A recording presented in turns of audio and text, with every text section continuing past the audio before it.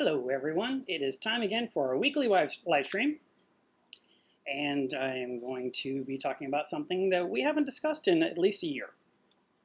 So I thought this would be a good one to bring up. Let me send this to my computer. Hey Adam. Let's see, where's my picture? Send, there we go. Someone said first, and they're not first. You tried. Let's see. Oh, maybe it's in my. Maybe it's in my downloads. So that's not it. So you guys can also make sure that I have audio. I think I do. No one has complained. They can't hear me yet, and I haven't gotten allowed yet, which is good, right? Where is my download that I just received? Oh, that's why. Downloads. Here we go. That's what I wanted. All right. Okay, let me address all of you. Michael Wells says it's the first time he gets to watch live for a change. Been busy the last few weeks. Started a second job at the fish store and wore a war paint Scully. You won that? That's awesome. Congratulations. Michael's here. Tammy's here. Brian.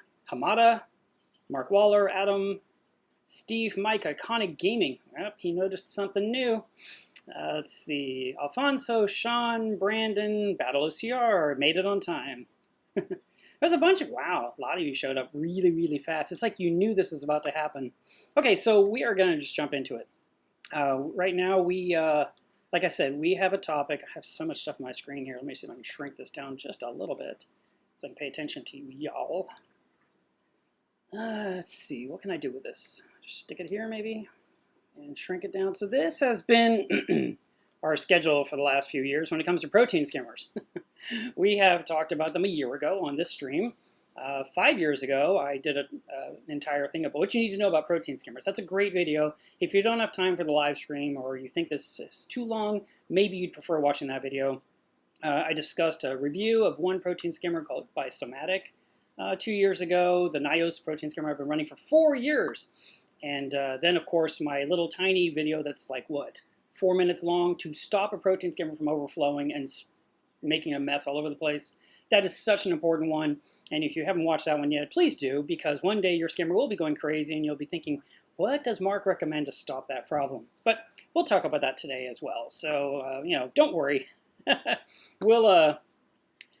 We'll keep you covered. All right, so let me get rid of that. In tank news behind me, the one metal halide here did not turn on, so I have to figure out what's going on with that today. It's not a big deal. We'll solve it. The reef tank, I did my water tests yesterday, and my alkalinity is 9.5. Nitrates are about 30. Phosphate was 0.5. So that is where my tank is right now on those numbers. I didn't check calcium or magnesium. I have no reason to think they're going to be any different than they ever are because I maintained them. The tank has, as I mentioned a week ago, has been running completely on autopilot. The only thing I've done is made sure that the top off is full to replace water that evaporates, and feed the tank, of course, each day, and clean the glass. And I do that about twice a week. So that is kind of what's going on with the aquariums. Other than that, I've kept my hands completely dry. I haven't really done anything with them. Yeah, that's it. I haven't done anything with them.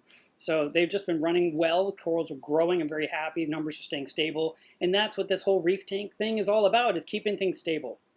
Now, I talk about protein skimmers because I feel they're essential. And there will always be people out there that say you don't need them. There's people that say you don't need water changes. There's people that say you don't need to dose. I mean, there's a lot of opinions out there. But really, the reality is that there are certain pieces of equipment we all rely on. There's certain test kits we all rely on. For example, there was a poll, I don't know, 2 decades ago, where people said, if you could only buy one test kit, what would it be? And the resounding test kit was alkalinity. And that always stuck with me. I don't know why it did, but I was just like, okay, that's pretty important. But it really is the number that changes the most in a reef tank. In a fish-only tank, it's way more forgiving. I have no idea what freshwater people do when it comes to that, if they even care. But for saltwater guys, we definitely want to have our alkalinity stable and pretty much the same number all the time. So if your target number that you have picked is, like mine, 9.5, you want to always be 9.5. Every time you check the tank, it should be 9.5.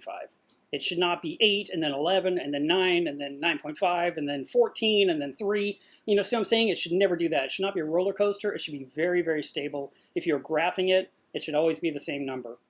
The target range that people usually shoot for is between 8 and 11. But I always say pick a number within that. We're not trying to be between 8 and 11 all the time because that's a huge range. We want to pick a number within that number, and that is where you would stay.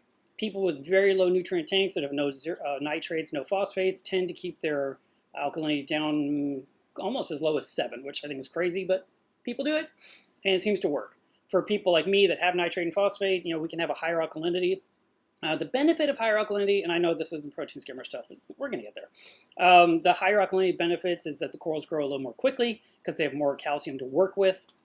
They use the alkalinity for the coral building that they do that makes their structures, that makes the branches appear and the new growth tips to appear, and to turn your frags into colonies, which is what we all want. And back in the day, people were actually shooting for more around 14 or higher. So don't be fearful if you're suddenly at 11.5 and think, oh my God, my tank's in trouble. It's not. The trick is you go up to a number gradually and you stay there. And then if you want to wean off of it, you come off of it gradually. You just don't make a big jump. That's the thing I want you to take away from this little conversation because it's so important. Now, another thing that comes to essential equipment, like I said, is protein skimmers. I feel like you absolutely should have it. It's a fantastic safety net. It always is there to take things out of the water if anything gets into the water accidentally. It's always removing dissolved organic compounds, or what we call DOCs. And it helps to keep the water clean of the impurities that are blowing around too. It traps things. It sticks to the bubbles. So the protein skimmer itself is a cylinder of some kind, and I've seen square, that is filled with bubbles, as many tiny microscopic bubbles as you could possibly get in there. And then it's drawing water in from the reef tank, from the sump, or a pump is pushing it into the body of the skimmer. And the particulates, the fish waste, all of that is sticking to the bubbles. The bubbles naturally rise because that's what bubbles do in water. And it takes the stuff that's stuck to those bubbles and drops it into what we call the collection cup. The collection cup is removable, so you can dump it out. I highly recommend you be on top of that and don't neglect it. Because if you don't dump out the collection cup and it ends up overflowing, you're going to have a mess of icky, gooey, nasty stuff that we call skimmate. And skimmate is just what the skimmer has removed. Typically, that is going to be things like saltwater, phytoplankton, pods, and then some other waste. And there was a study done, I don't know, a while back, where a lot of people across the U.S. shipped their skimmate to a central university here in Houston, where they analyzed what was in the skimmate to see if people had different stuff. And it all boiled down to the same darn stuff, basically fish poop. But like I said, phytoplankton was in there, and some pods were in there. Those are the things that I remember. I don't retain everything, but I remember that. The collection cup, if it overflows, you're dropping that waste that's been sitting in a cup fermenting back into the system, which would be a bad choice.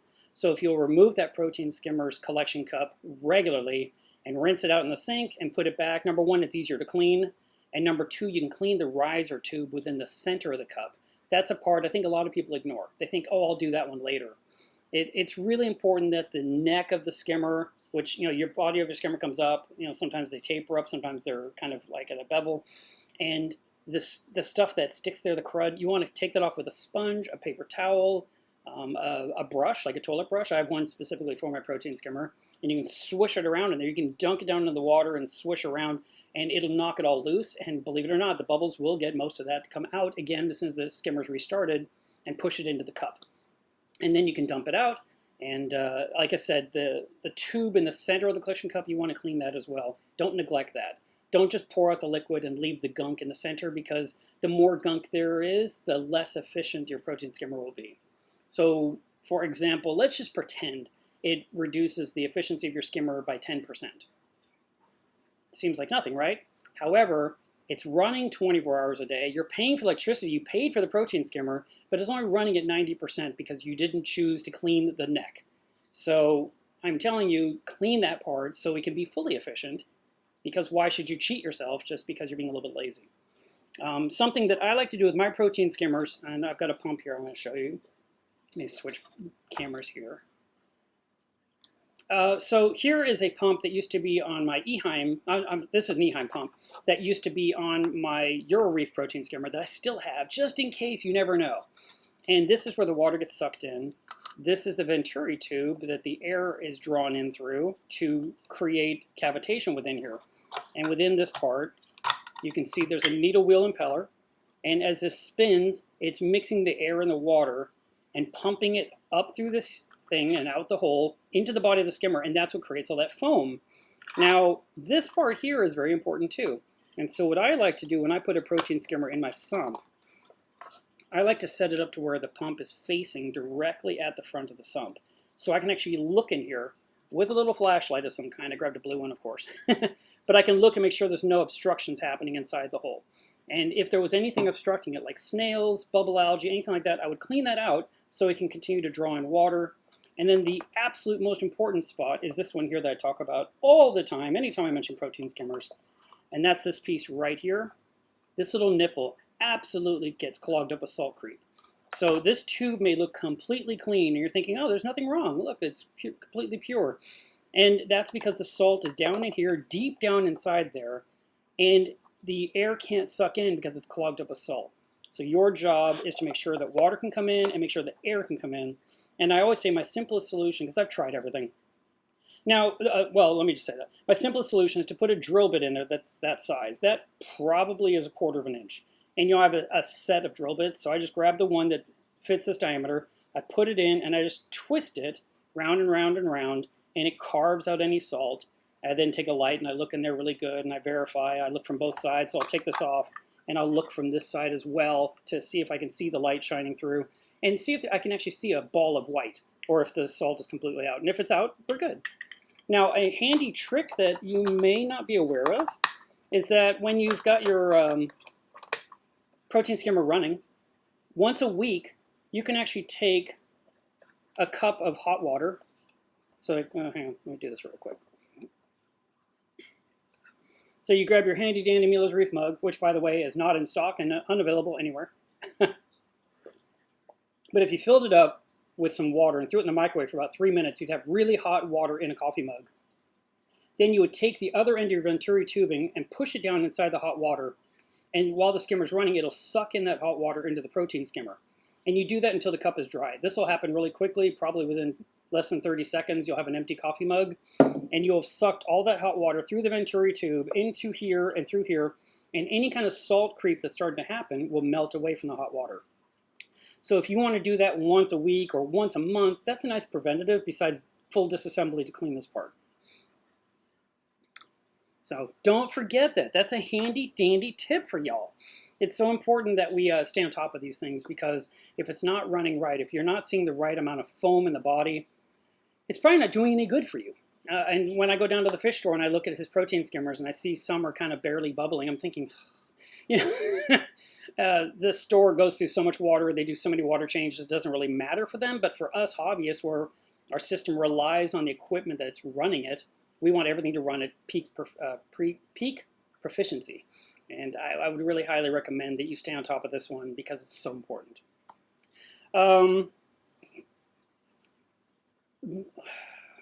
Before I transition, the protein skimmer is designed by each manufacturer to stand in a certain amount of water. So if you have a protein skimmer by Reef Octo, for example, or Reef Octopus, which was the predecessor, those were designed to be in very shallow water, something like 5-6 inches of water. And a lot of you have sumps where the water, where the protein skimmer is sitting, might be 12 or 14 inches of water. And so you put that skimmer in there, it looks so tall, you're thinking it'll be fine, but it's designed to be at 6 inches of water. So you plug it in, the protein skimmer just keeps overflowing, you've adjusted all the knobs, you've tried all the things, you've read all the FAQs, and you're thinking, what is wrong? And everyone is going to tell you, raise your skimmer up. And that's where you run into a problem, because a lot of times the space underneath the aquarium, it's challenged vertically. And if your protein skimmer is up to here, but you have to go up 8 inches, it's going to hit the bottom of the cabinet before you can get it up high enough. So it's really important that your sump is built the correct way to where the water level is the right height for that protein skimmer. So if your skimmer is designed for 6 inches of water, the skimmer zone should be 6 inches of water. Most skimmer zones are not that shallow. They're usually about 8 or 9 inches, maybe even higher. And in those scenarios, you need what's called a skimmer stand. Lots of people make their own out of egg crate, or they take PVC pipe that's like 3-4 inches in diameter, and they cut it into what looks like a cuff, and they set that under the protein skimmer, and they balance it on top, and they hope not to knock it over, but that raised it up a few inches to get it to the proper depth. If you cannot do that, don't want to do that, I make skimmer stands for people all the time. They tend to be about $20 plus shipping, and I make them. It's a one-time thing. I mean, I make you something that'll last you forever. A lot of time, well, not a lot, a few people ask me, can you make them adjustable? And I always say no. I make the right size for your protein skimmer for the right depth, so you never have to think about it again. And if you need a different one later, let me know and I'll build you a new one. But I always fear that an adjustable one could at some point let go and collapse, or one side could come down, or the whole thing just gradually lowers down, and you end up with things not working right because something got away from you because you ignored it for so long. So if I just make you a permanent correct height skimmer stand, you never have to think twice about it, and you'll know that your skimmer's sitting at the right depth, and if something's going on, it's anything but the stand.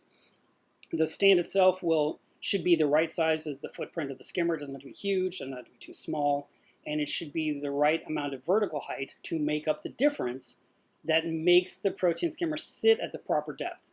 So if your water level in your sump is 13 inches and your skimmer is designed to sit at 8, I would make your skimmer stand that is 5, because 5 and 8 is 13. Okay? There are example skimmer stands on my website that are very simple, and sometimes people just buy it and they don't tell me any dimensions, and I send them an email and say, what size did you actually need? And then they'll come back with it. I don't have like 5 or 6 ones just waiting. I pretty much build them to order, so that way it's always the right one for you.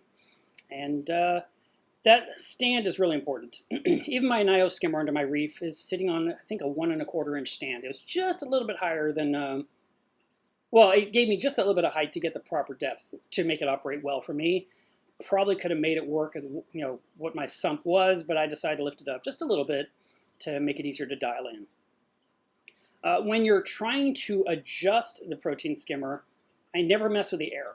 I leave the air wide open. I want to be able to suck in as much air as it possibly can.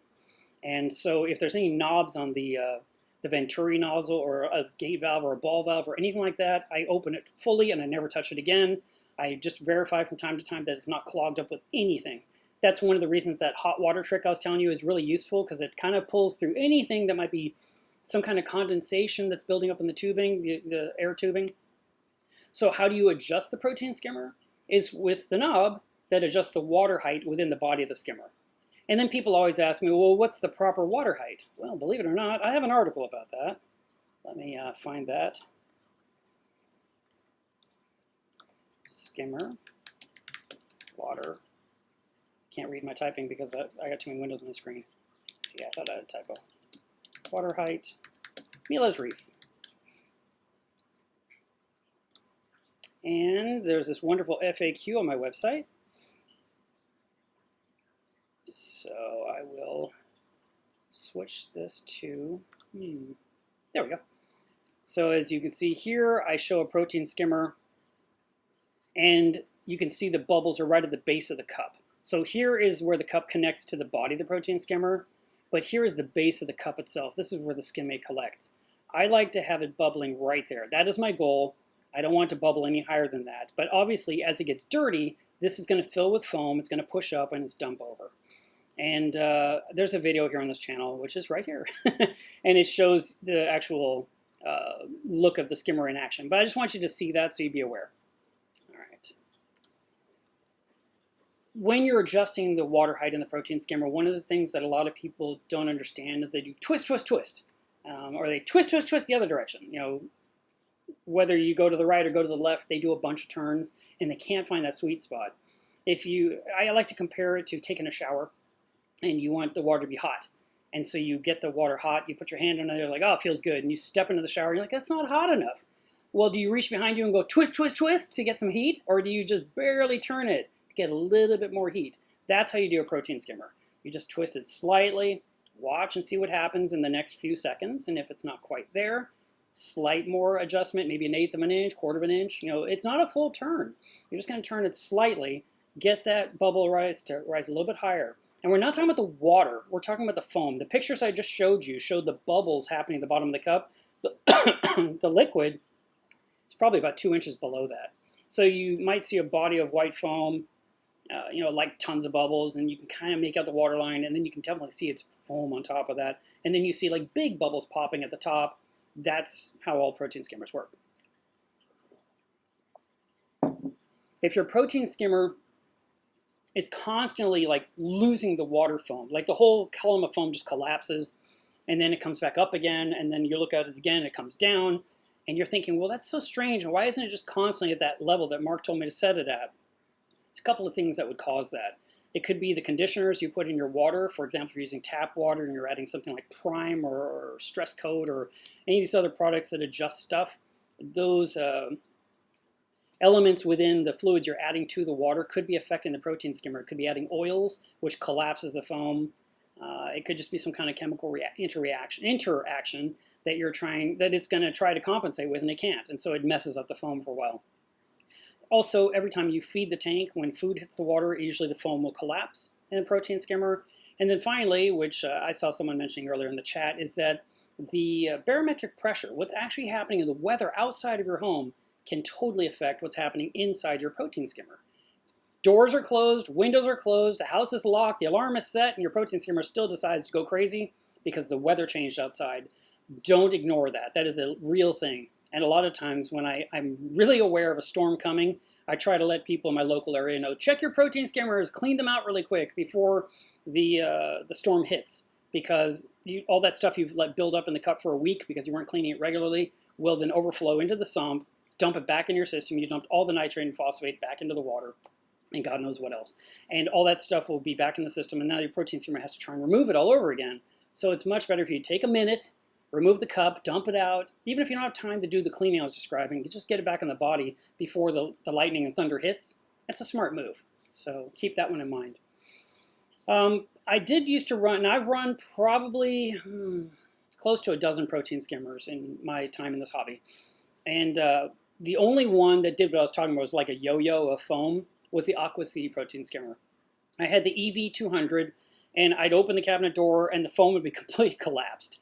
And then, I'd close the door, and I'd come back later, and I open the door, and it was filled with foam. And then I'd close the door, and I open the door later, and it was collapsed. And I was like, man, that skimmer is just crazy the way it works. But most protein skimmers, most modern ones, tend to have a body of foam almost all the time. Sometimes it goes down a little bit, but for the most part, it stays about the same all the time unless something big happens. Now, one very important rule about your sump and your protein skimmer is that the water level the protein skimmer is sitting in has to be the same height all the time. You know how I was just talking about how important a skimmer stand was to keep the skimmer the right height?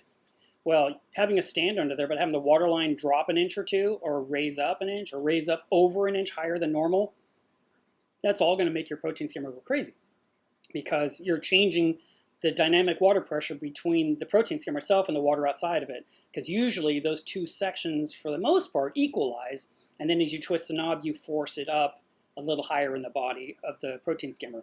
But if the outside drops due to evaporation that you're not topping off, and the water line gets lower and lower and lower, the knob you've adjusted isn't going to really compensate for the gravity sucking down on the water, and the protein skimmer is going to react. So we want to have the section the protein skimmer in to always be the same height, and we do that through using a baffle in the sump to maintain the exact same height no matter what, all the time, 365 days a year.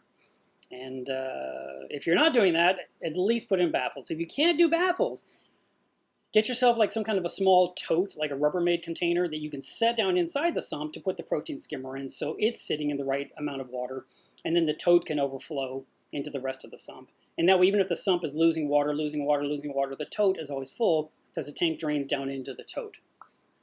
Which is another reason why we want to have a skimmer section. We want the tank to drain into the protein skimmer section of the sump first rather than anywhere else.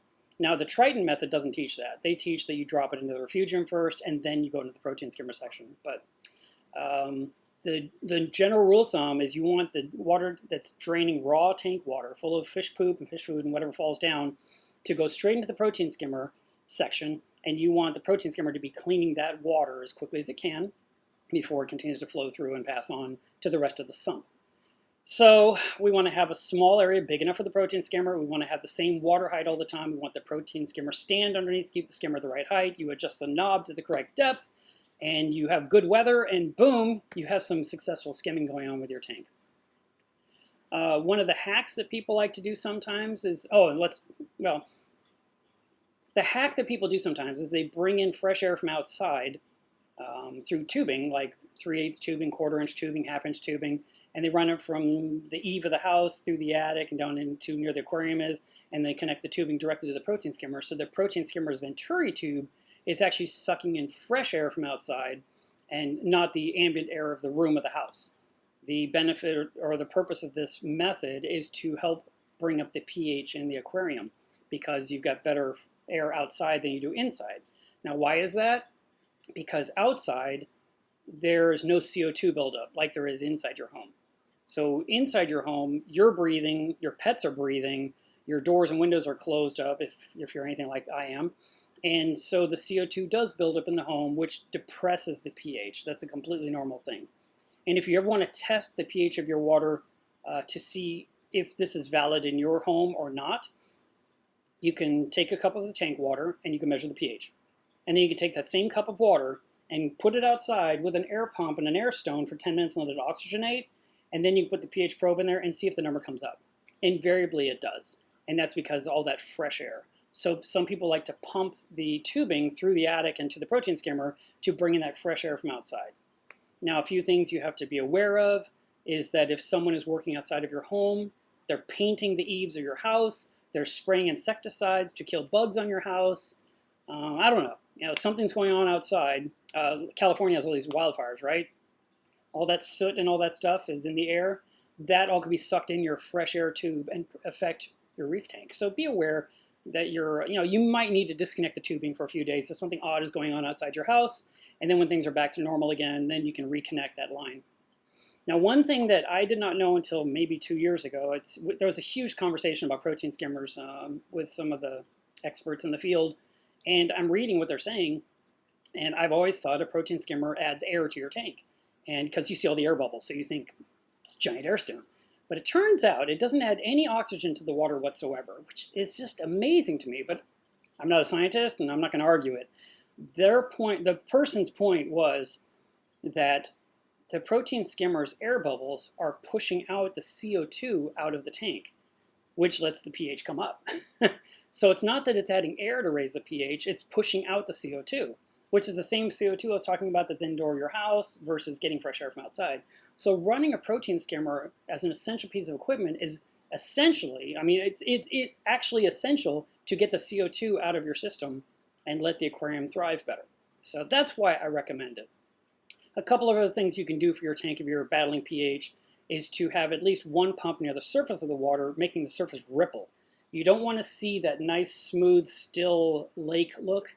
You want the water to be rippling. I like chaotic flow. I like to see the water churning and chopping up. You can kind of make it on the background of this video. Right there.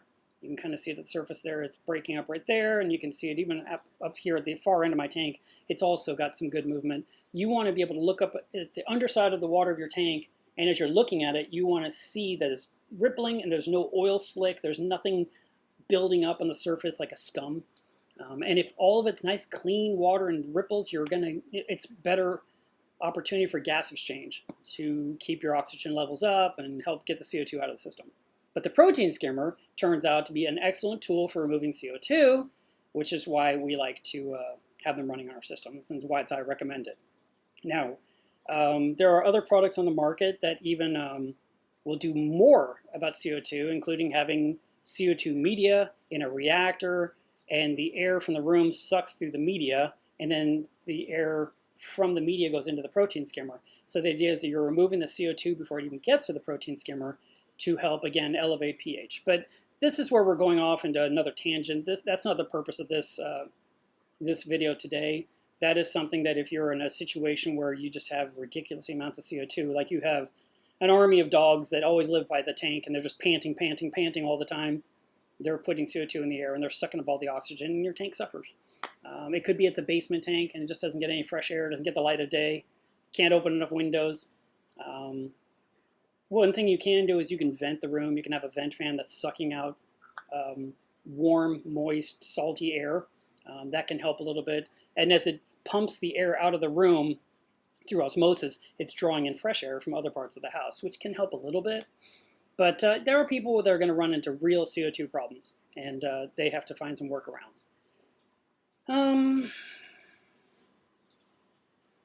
Cleaning tools for protein skimmers would be sponges. Like I said, the toilet brush is really handy for bigger skimmers.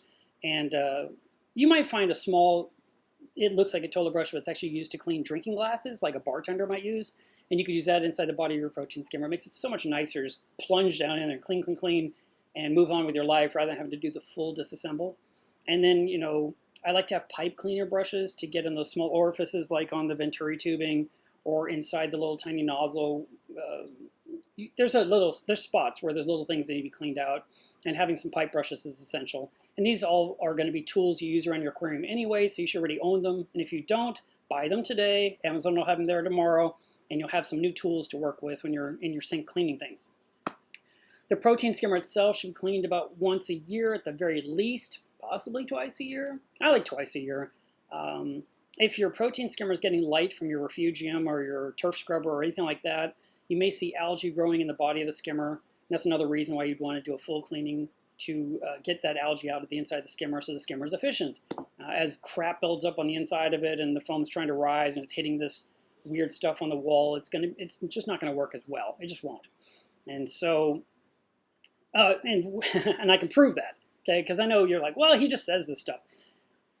Take a person who has a skimmer just like I described, and there's like coralline growing inside it, and you know the venturis haven't been properly plunged recently, and the intake is a little bit obstructed, and then they finally take their protein skimmer apart and they clean it and they put it back together and they drop it back in, but they don't twist any knobs, okay?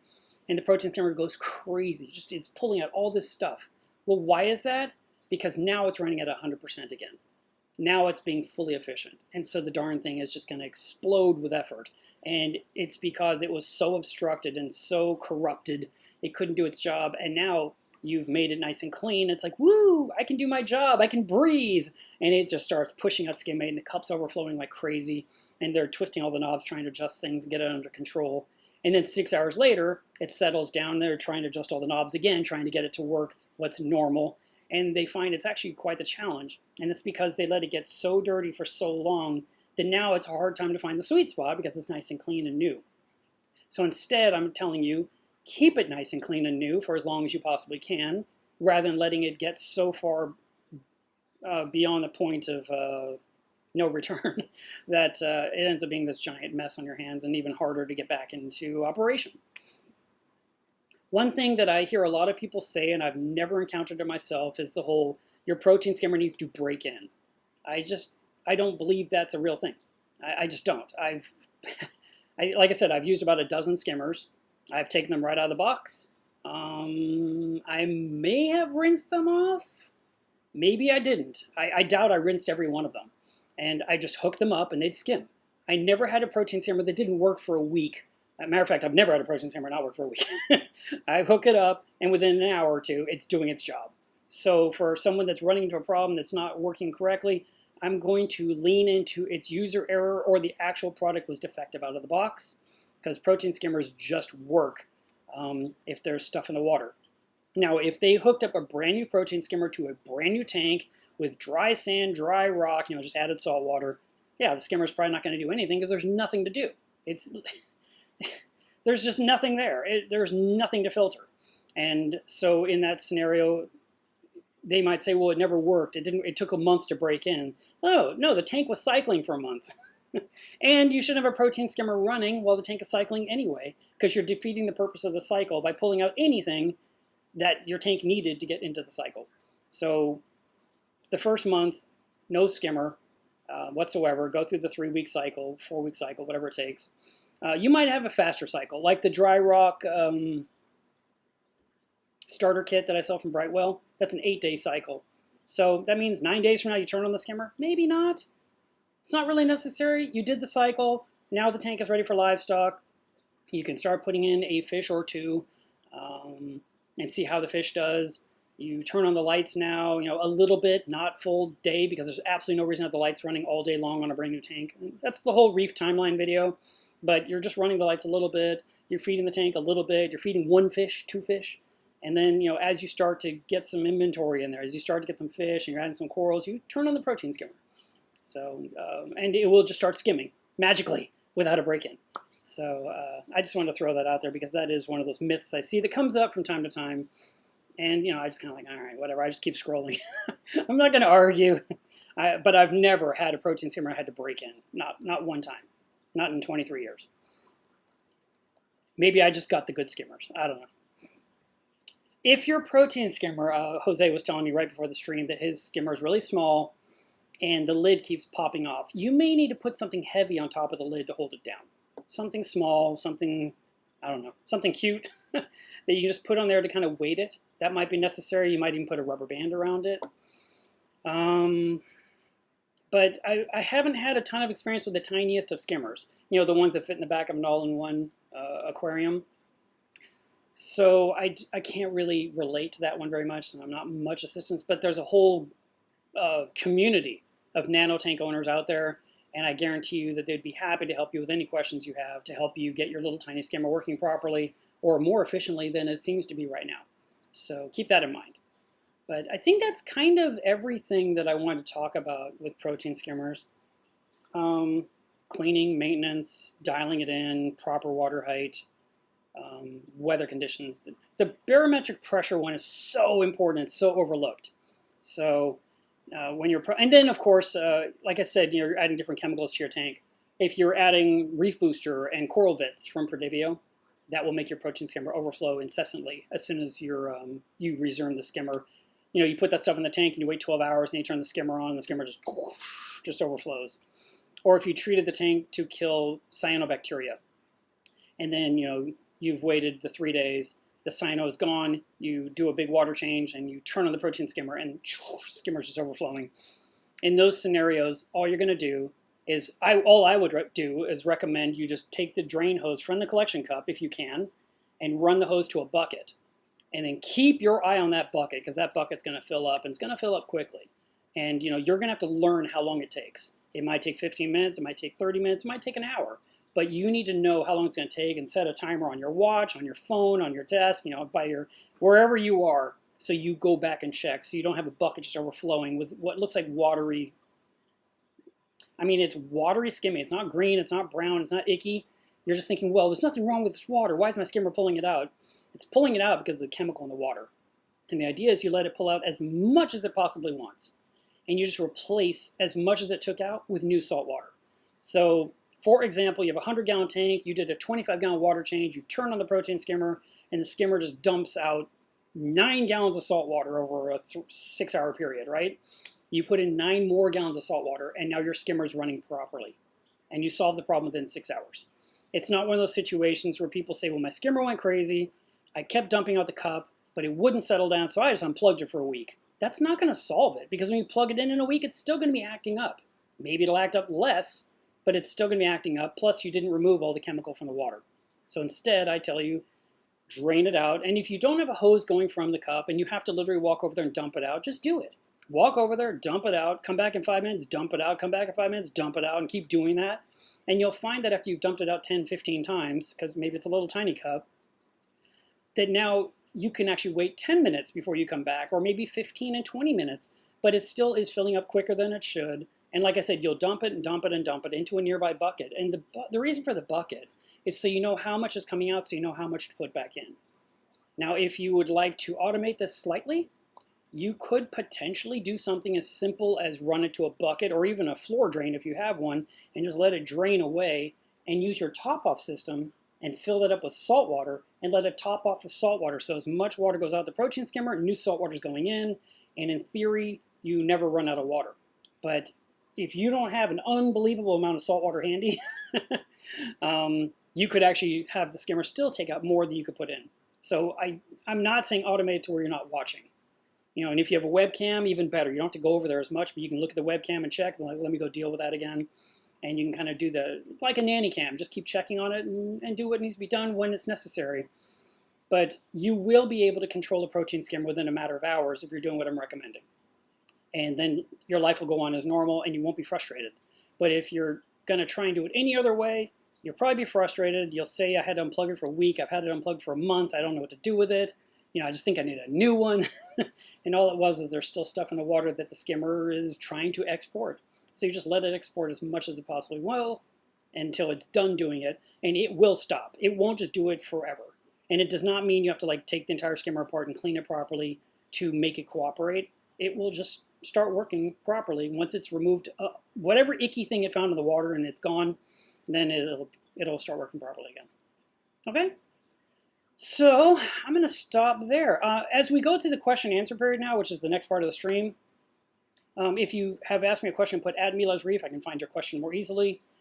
And if there's any more skimmer stuff in there, I will address it. So if you're thinking, well, he's done talking about skimmers, I can stop the stream now, I might be talking about something you want to know. So I just wanted to give you a heads up.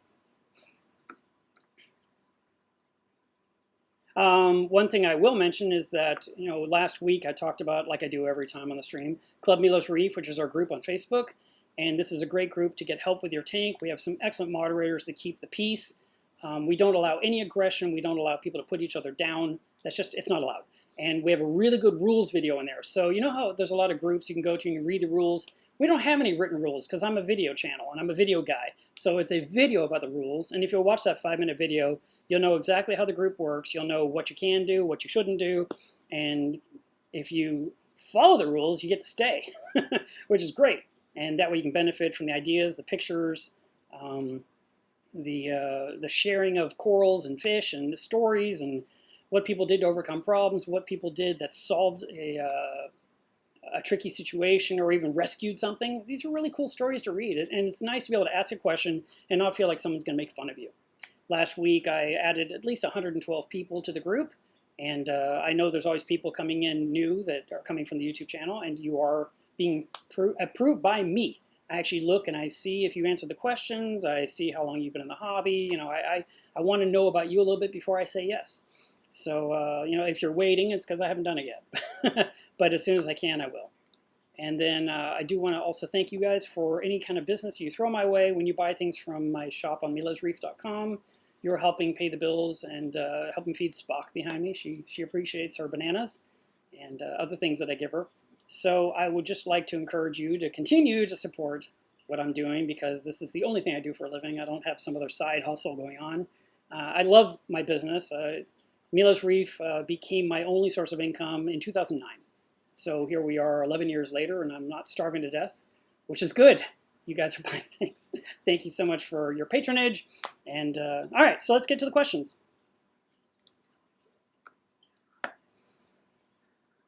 And while we're doing that, I will put a video on in the background so you can actually see something. I haven't done a new video, so.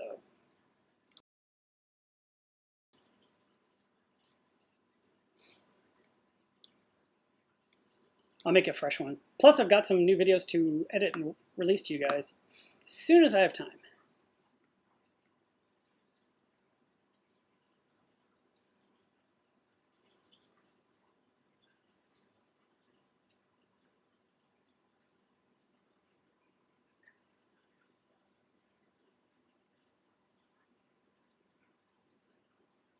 Oh boy. So Tammy Trucker said, the puppy ate the cord to my skimmer. So I finally found a replacement pump. I ordered it, and then my LFS guy said he could fix it. So that cord could have been repaired and got that protein skimmer working. But I feel your pain. I ordered a new pump, or I ordered 2 new pumps for my Nios skimmer. I just said, look, I just want to have them because when it breaks, I want to have a new one. And it took about 2 months to get it. And when I finally got it, they sent me the motor without the cover, without the impeller. I'm like, what am I going to do with 1 motor? I asked for 2 pumps. I want to literally swap out the pumps with new ones because these have been running every single day for 4 years. And now I got to go through Ecotech again and try and get them. It's kind of annoying.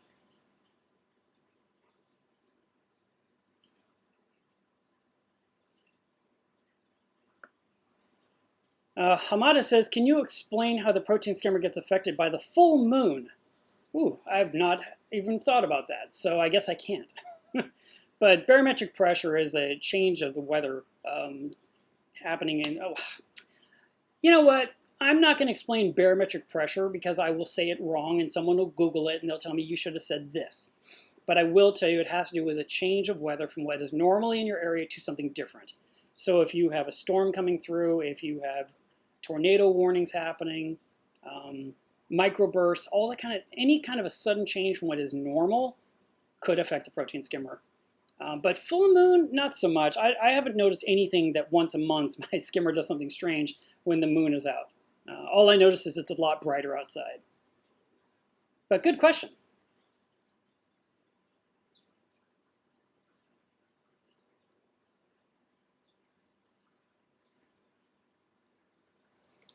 Macy's daddy says, I'm dosing 128 milliliters of ESV calcium and alkalinity per day. Is it time for a calcium reactor?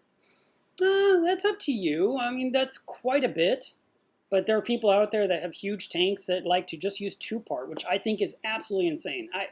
I can't even imagine it. I've been running a calcium reactor on a tank that was 280 gallons and above for 16 years.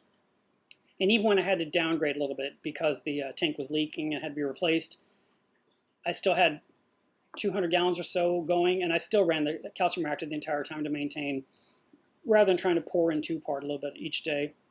The nice thing is using dosing pumps does take away a lot of the work for you.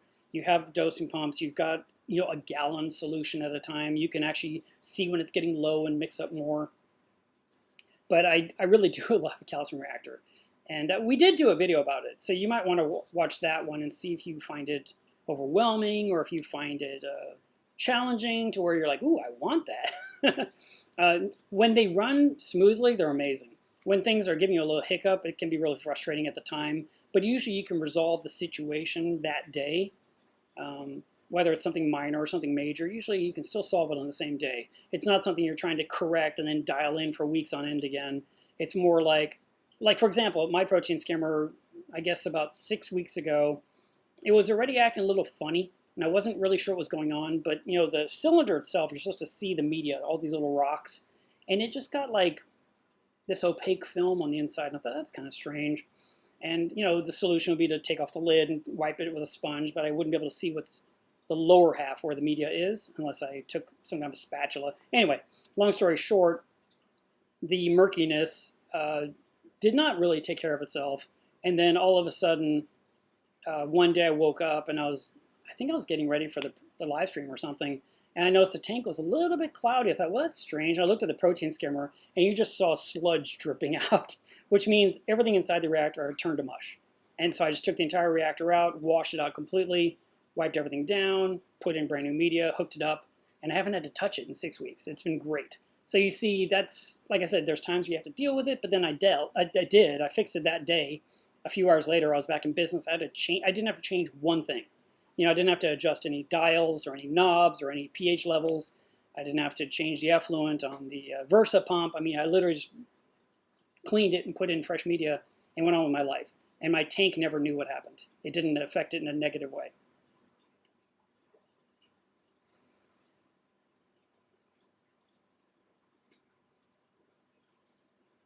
Kevin James says, I've been smelling a gaseous foul smell for the past 6 months.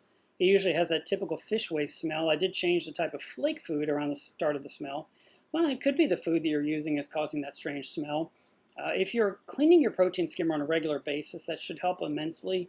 And then maybe you aren't running fresh carbon in a reactor. Maybe you're just taking a mesh bag and putting carbon in and just dropping into the corner of the sump, which I call passive filtration. It's more like, maybe it'll do something, but I have no guarantees.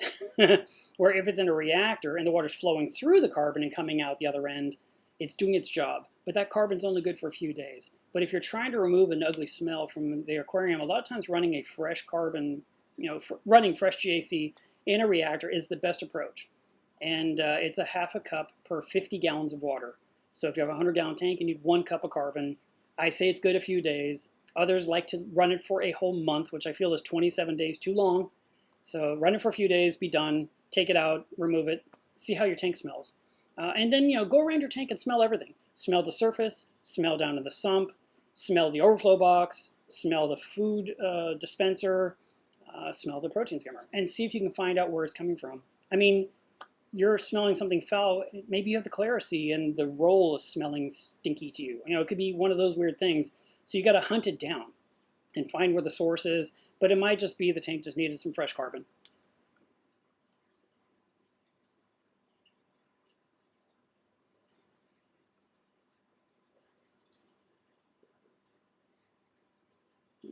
Looking for the next question.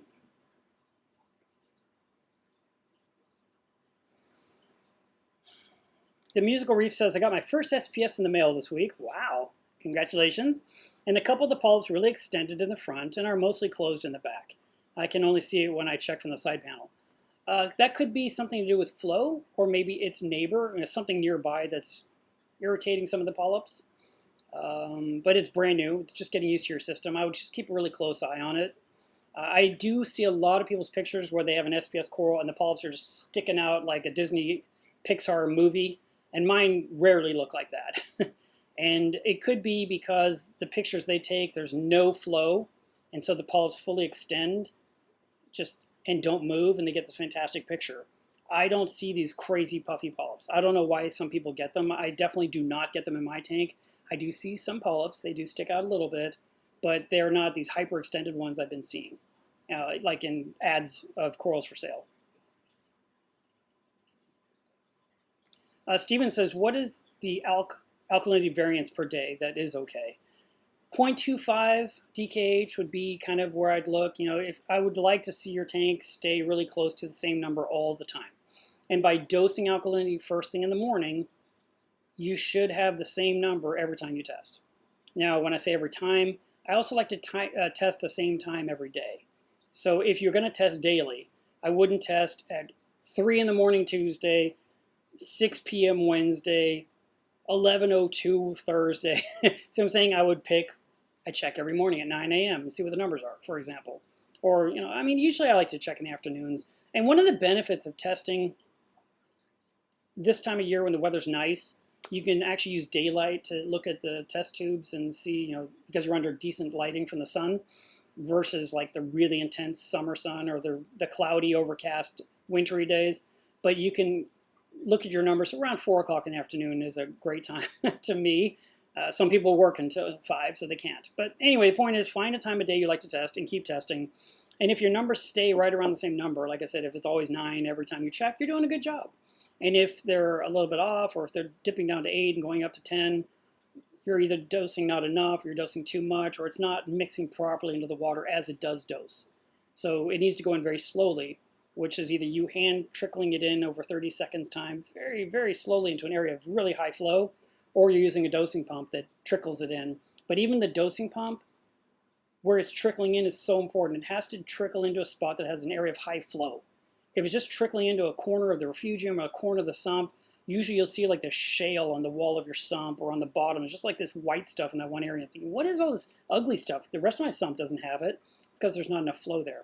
So that's why I always recommend you have a tiny, adorable little pump right there in that spot pointing straight up. So where the water trickles in from the dosing pump, the power head beneath is pushing water up and immediately mixing into the water column, and that shale completely goes away. You won't see it at all. But worst variance for alkalinity would be like 0.5 DKH.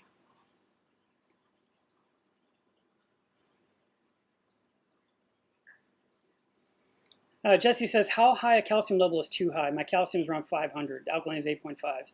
Your calcium right now is too high. You want to be a little bit lower. The target range is 375 to 450. You're at 500. So what I would do for now is I wouldn't dose any more calcium for a few days and see if we can come down to around 450 and then go back to your normal routine and see if we can stay at 450. My tank tends to run right around 400 to 420.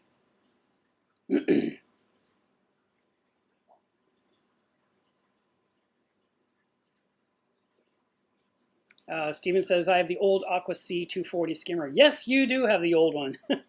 That seems to work well, but it's not like the new modern ones with the air connected to the pump. Should I change to the newer style? It's up to you. You want something new and shiny? Now's your chance. Christmas is coming. But I mean, if you're happy with the skimmer you have, and you could keep the old one as a just in case.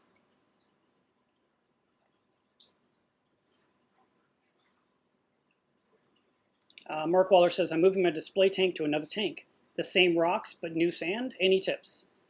Well, I think I talked about this one exactly last week. When we're transferring a tank from one display to another and we're moving things over, the biggest goal I have is to keep everything submerged as much as possible. So he said he's using the same rocks. I would say, Mark, that you would take the rocks out of the tank, put them into a trash can, drain tank water on top of those rocks so they stay submerged. And then, now the tank is half empty, and you've got the sand and the murky water and some fish. And you move the fish into another barrel and add some tank water, or even use some new salt water if you want, or a little bit of both, so that the fish are in some nice healthy water with an air stone and a heater. And then the sand you're getting rid of, because you said new sand, which is good. I would recommend at least 1 or 2 bags of live sand to mix in with the dry sand you're going to use. And set up the new tank. Take the rocks in the barrel of salt water and shake off each rock to shake out as much detritus as possible and place it in the tank. And then you can pump in more water. You won't use any of the water from the trash can barrel of rock because that's going to be disgusting. And so you'll need a lot of salt water on hand. I like to have a bunch extra. I don't. It's so hard for me to give you a solid number because I don't know what size tanks you're dealing with when you tell me I'm changing from this to this. But I like to have 40, 50 extra gallons of salt water on hand when I'm doing something like this. So no matter what, I've got plenty of salt water.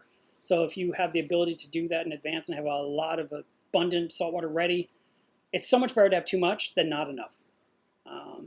And then, if, like I said, if you keep everything submerged, you won't run into a cycle. You definitely won't get a cycle if you kept the rock submerged, and you can't get a cycle from the new sand because the sand has nothing in it. And live sand doesn't cause a cycle. So the sand going in is no problem. The rock stayed wet the entire time, and it goes in the new tank with water, so it's staying wet. There's no cycle there. Moving livestock, it's just a tank transfer. There's really no surprises to be had. You have nothing to worry about.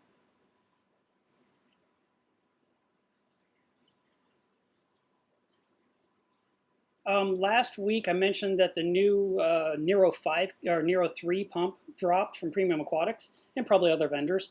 And I was wondering if any of you have got it yet, or did you buy it, or did you pre-order it, or I'd love to hear what you're thinking. I saw 1 or 2 pictures of people holding it, but I still couldn't get a sense of scale in my brain compared to the one we have, the 5. I'd like to see the smaller one.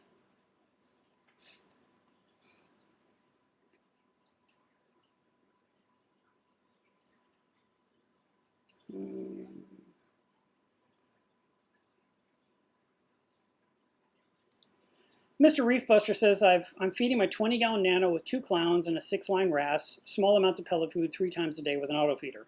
I'm starting to notice bubble algae. What should I do to address this? The bubble algae isn't coming from the auto feeder. I mean, food does help promote algae growth, but I think you need a cleanup crew. And it's a 20-gallon tank, so you need 20 critters cleaning the tank. So you need some hermit crabs, you need a couple of emerald crabs. You might need to reach in and remove some bubbles manually. You could check your phosphates and see if they're too high. If they are, you want to bring those down. And as soon as you get the phosphates down, the bubble algae will weaken, and you'll be able to get it off the rock a little bit more easily. Thank goodness you have a very small tank. You can actually work on it quickly in one afternoon and remove most of what bothers you. But if you see any that still remains when you're done, it kind of comes back, which is why you need the cleanup crew to take care of it for you, because when your hand is in the tank, they are still in the tank working. So I would definitely look at getting an auto feeder, a cleanup crew. The auto feeder, not sure that you need 3 times a day of food for these 3 fish. Seems a little bit excessive to me, but you're going to have to judge, are they consuming all the food? Is the food just wasting and landing in the sand or blowing off into the rocks? Maybe kind of watch the tank and see what it does next time the rotation of the feeder happens. And then I want to talk about something that I just got today. I don't have a lot of information, but I did a little bit of homework, but I didn't have time to really dig into it, but I want to show you something. So I don't know enough, but I know a little bit. So I got this today. Let me switch the camera for you for a second here.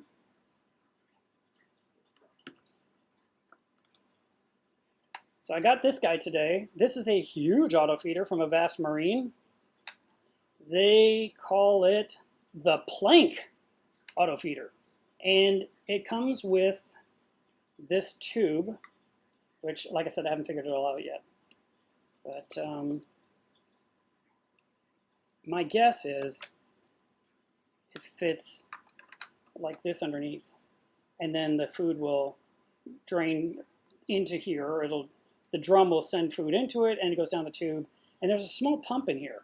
And I think that is to make the food tumble, get it really, really wet, and then it'll come out the little half moon circle you see there at the top, and that's where it'll come out into the tank. So I'm going to learn more about it, and then I'll tell you more about it. The one thing I do know is it's big, so it's going to be good for big tank owners. For you guys or your nanos, you're not going to want this guy in your tank. The top itself, the whole thing well, most of this thing appears to be 3D printed. It's got a lid. It's got this worm drive with what looks like zip ties right here. And then inside you can see the worm drive in the very background there. I know it's hard to see, but I'm trying to show you in the very back. Don't look at the rod with the zip ties. So the idea is that it can send out dry foods very gradually. And the comparison that came to my brain when I was reading the description was, you know when you go to those arcades and you put in a quarter and it goes in and it like shoves the coins forward a hair, and you put in a few more coins. The idea is to drop a bunch of coins off the edge. I feel like that's what this is doing. So it's the little zip ties are helping break up any clumpy stuff. The worm drive is grinding it, and it's only twisting a fraction at a time to push a little bit of dust off the end, down the tube, mix with water, and then go into the system. The plank is $200, and I will know more about it after I've messed with it. But for now, I mean, I probably won't even need this part here on the bottom. Let's see, I'll get it on camera. Because the way my tank is set up, I might be able to set up my overflow box on that end and put the tube down in and see how she runs. I'll see what she sounds like. I'll see how the food works. I'll mess with it. But I was like, oh, I have something for today's live stream. And I was like, wait, I don't know enough. So that's just a preview. The reason I got it was completely surprising. I believe it was Inappropriate Reefer was talking about it. And I was like, oh, that thing is so cool. Can you, but I couldn't understand the size of it. So can you show me something for a sense of scale? And so he sent me a couple more pictures through Instagram, and I was like, I really like the look of that thing. Wow, I need to learn more about it. And a Vast Marine apparently saw my comment and sent me a message and said, Mark, we're sending you one. I was like, oh, yay. So yes, I got it for free, which was nice. It was unexpected. I wasn't looking to, I wanted to know more about it. I wasn't trying to fish for a deal, if that's what that's where your mind went. It wasn't. But I'll mess with that, and I'll see how it is. And maybe it'll be something awesome, and you guys will say, hey, I want one too. I don't know. But very interesting, something new, something different. And there is a whole thing about it. It's at avastmarine.com. It even says on their website, it's like a 4 to 6 week wait time if you order. So, don't rush. If you want one, if you think it looks good, or if you like their video and you think, yeah, I want to get that, you can do that. But give me a little time to mess with it, and I'll give you guys some more feedback when I know more. All right. My back is hurting today, but that's like every weekend, so no big news there.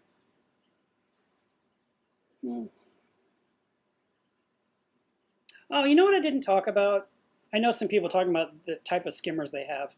I didn't talk about the internal versus external protein skimmers. So I could do that. As a matter of fact, I'll just throw a couple things on the screen here. Battle OCR says, I have a Reef Octo external as well as now using an internal with my NIOS, but plan to upgrade to the big Reef Octo external soon. And then another one says, I have the Reef Octopus Regal 200 internal and love it. And then Mikey asks the question, well, if you run an external skimmer, do you put some kind of tray under it so it can catch it if it overflows? Which is a very valid question. So let us resume our video, and then I'll talk about that. Still have audio. Okay, good. See, I'm doing it right. If you have an external protein skimmer, that means it is not inside the proteins. It's not inside the sump. So it's sitting on the floor. It's in the corner. It's adjacent to the tank. Maybe it's on a cabinet, if you like it up high. Some people do that. I've seen them set up in sump. God, all my words today. I've seen them set up in basements where you see the sump on a table, like the height of this table I'm at right now. There's the sump. The drains from the tank above are coming through the floor, down behind the wall, and into that sump. And then there's a protein skimmer that goes all the way up to the ceiling that is also very high up, so that the person that maintains it doesn't have to bend over to work. That's nice, right? But my concern with any kind of a skimmer that's external is what Mike said. What happens when it overflows, when it's making a big mess? Because it definitely has the ability to do that.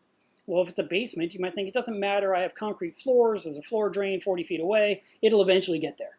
Me, I would hate that. So his question about do you put a tray under it, it's a valid one.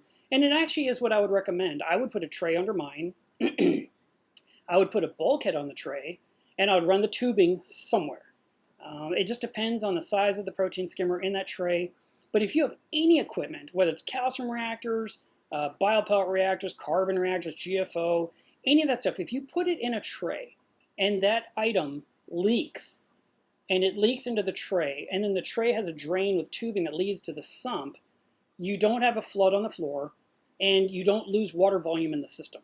So there's a couple things that I would keep in mind. But the idea of the tray, the draining tray, let's call it that, I love that to maintain water volume on your system. So no matter what's happening, protein skimmers overflowing, reactors dripping like crazy, calcium reactors got sprung a leak, the water never changes. You don't have top off going on and on and on because you're draining all over the floor, okay? However, the tray needs to be kept clean. So if you have this draining tray system set up, you should clean it from time to time so it doesn't build up with dust.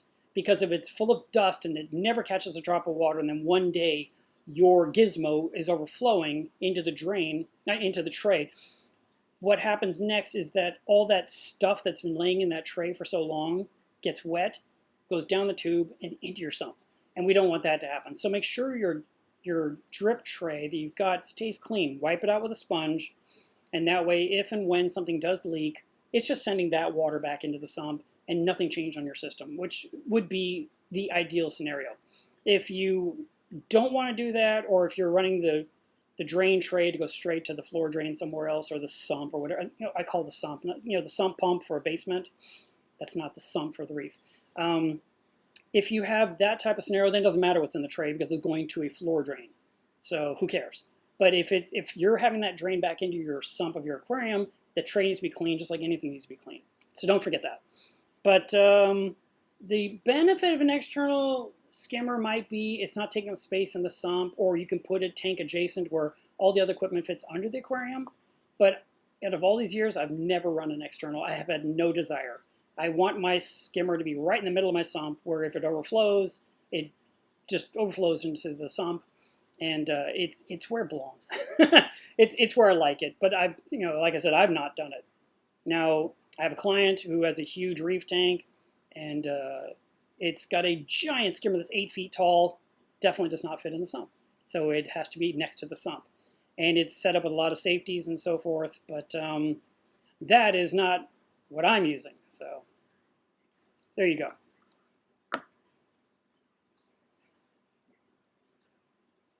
Lynn says, what's the benefit of a copper band butterfly fish in the reef tank? I'm thinking about getting one, but I have a bunch of softies in my tank. Thanks. The copper band butterfly won't care about your softies, so you can enjoy them. The benefit is that they eat aptasia. They may even snack on mahanos. But for me, yes, I'm very grateful to have one in my tank that can eat aptasia. But I like them for their look. It's actually showing up in this video now. I saw it swimming under that gorgonian a moment ago. And it's just such a beautiful fish. Now, I would definitely say that the copper band is not a good choice for a new hobbyist. And I'll tell you, it's a very challenging one for an experienced hobbyist. I can't just go buy one and it lives. They are definitely a tricky fish to get. There it is right there in the video. It's a tricky one to get that's eating. And I think a lot of times by the time it gets to our fish store, it's already starved so far that it couldn't get any food in its system, that now it's almost like on a hunger strike. And no matter, even if you had the best of foods, you may not be able to save it. So when I go to the fish store, if I really think, oh, I want to get one today, and I'm looking at it and I'm just enamored and I'm falling in love with it, I ask the store owner, please feed that fish for me right now. I want to see it. And if it's eating, I'll buy it. And they put the food in, and if that fish ignores the food, I don't buy that fish. But even if it does eat, that doesn't guarantee you'll have success. And, I hate to say it because, we should care about every single thing we get. But I have had several losses before I had a winner. And I'm not thinking about the money because this hobby is expensive. What I'm thinking about is that some didn't make it and I feel bad. But it's not because I didn't care. And even if I did everything right, I was having no luck. And I felt like I was hurting the amount left in the ocean, if that makes sense. Let's just say there's a finite amount of them in the ocean. Let's just pretend. Let's say there are 9,000 left on the planet, and then I try 5. Now there is 5 less than 9,000 left on the planet. See what I'm saying? So that's the part for me in my heart. It's hard to keep buying because you're depleting what's left in the finite amount on this earth. So I wouldn't just like try. I would try, I'd do my best, and it didn't work out. And I'm like, okay. I don't just go to the store and say, give me another one. I just don't get one for a while. And then, months go by, a year goes by, 2 years go by, and I find like, oh, let me try again. So that's kind of where I'm at with that one. I don't know if that's the answer you're looking for, but that's my reality. So take it with a grain of salt. You may get one and have no problems whatsoever and enjoy it for 5-10 years. That would be perfect. That would be the ideal scenario, and I wish you the best. But there's a chance it's not going to work out, and you're going to be sad.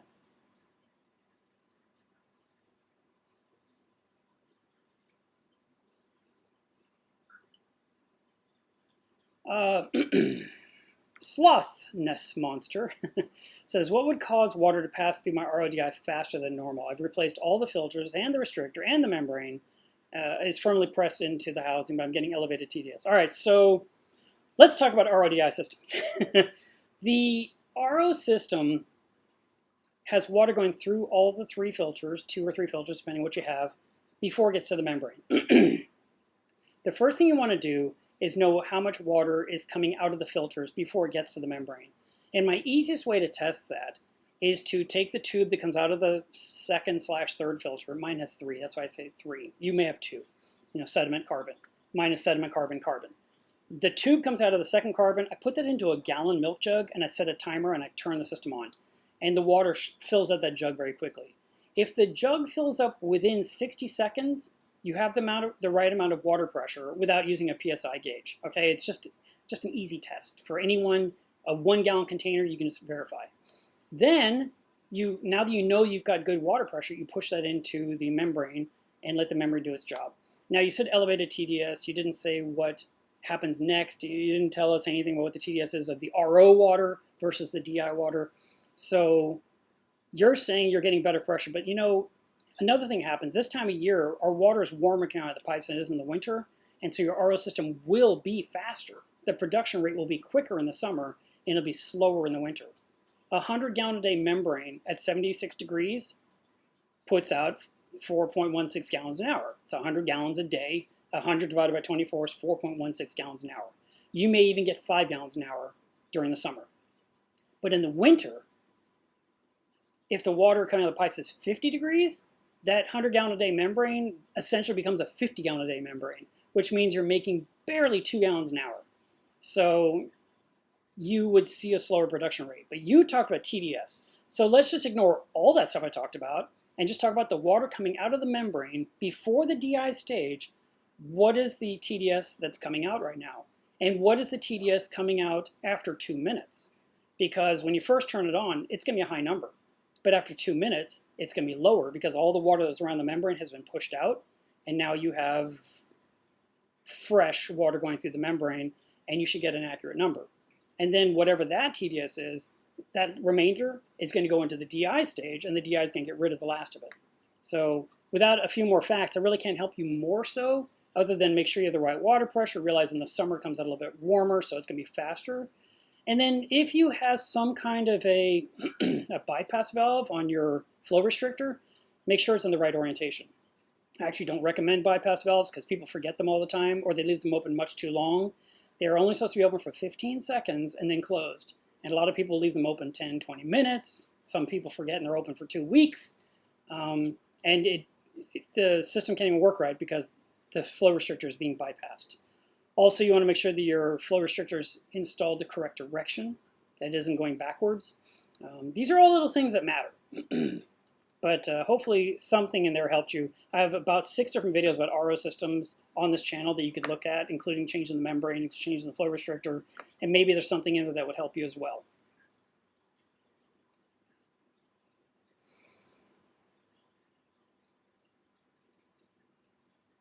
Joshua says, what's a good next fish for a 150-gallon tank with 2 black ice clownfish? They've been in the tank for a week. Well, it seems too soon to get another fish. I think you should enjoy your clownfish for another week or two. You know, give it a month. And in the meantime, kind of think about what you want to see in the tank. What shape do you want? What color do you want? What is the purpose of the fish? Is it for looks? Is it to do something? You know, it's a 150-gallon tank, so you have a lot of choices. But you might want some kind of goby.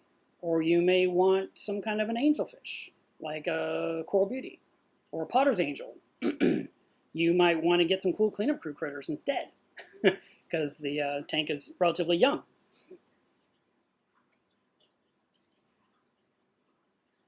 Yvonne says, do you shut down the return and power heads when you feed? The only thing I turn off is the return pump. So when I stop the return pump, the vortex is still moving the water in the aquarium. So when I put the food in, the food blows through the tank and the fish chase it.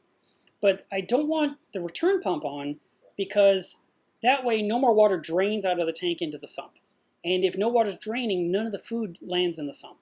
And so my return pump is off for about 10 minutes, and then it restarts. And when that return pump is off, my protein skimmer is off at the same time.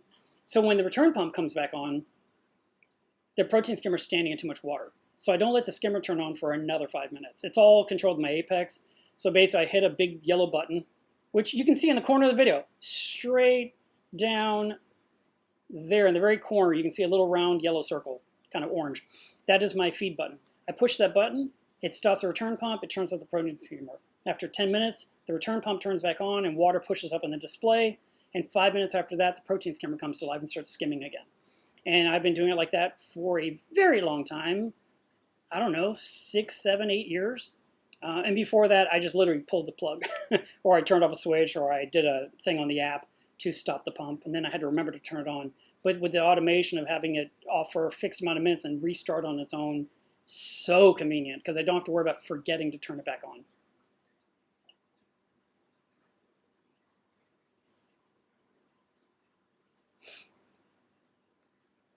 Steven says, should the skimmer's input and output of water be in the same section of the sump? It seems like it would be reskimming the same water.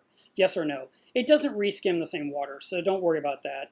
You've got water that's draining into the sump and going horizontally across to the next zone, right?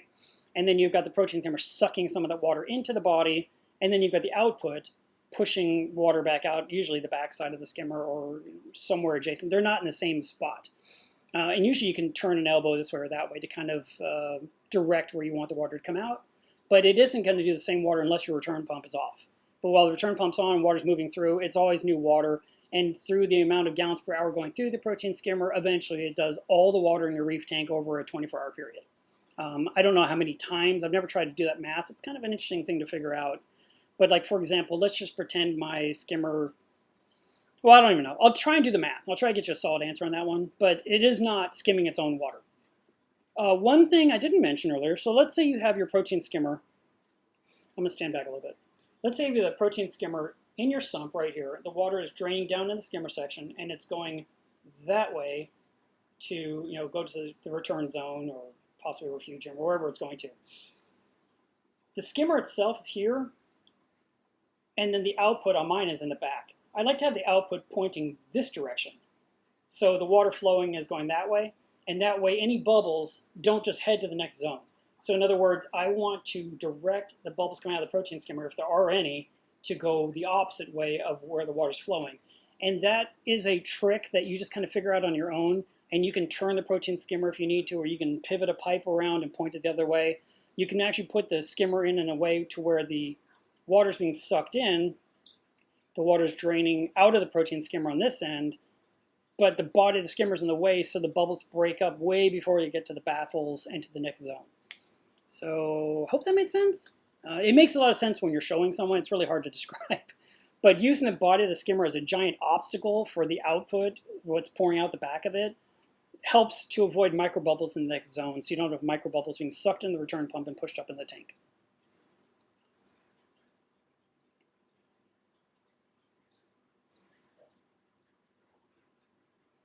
Andrew says, I've been using the Tunzi Doc 9410 for the last few years on my tank. I've noticed lately that a few months after I clean the skimmer, it will fill the house with a musty smell. I don't know the answer to that, but Tunzi USA has a rep guy that can answer just about anything. And I'd talk to him and see if there's something you missed or if there's something you could do. It may be something as simple as some kind of carbon that fits in the top. I don't know. I remember those skimmers. That was a long time ago for me.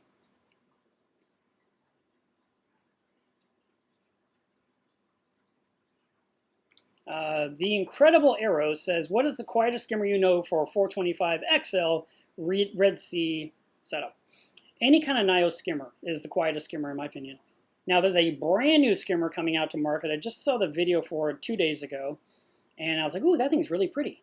But I don't know how quiet it is. I don't know how efficient it is, but it had a lot of prettiness to it, so it has that going for itself. And I can't remember the brand. Maybe Andrea will chime in here in the chat because the moderators and I were talking about it. But or maybe Eric is here. I didn't see if Eric's in the chat today. He's the one that showed the video. But the Nios is so quiet that basically I can unplug it and plug it in, and someone here is like, they couldn't even tell that it was off for a minute and then back on. I mean, there's the slightest hum, but it is really quiet, and I love it. That's why I run 2 Nio skimmers.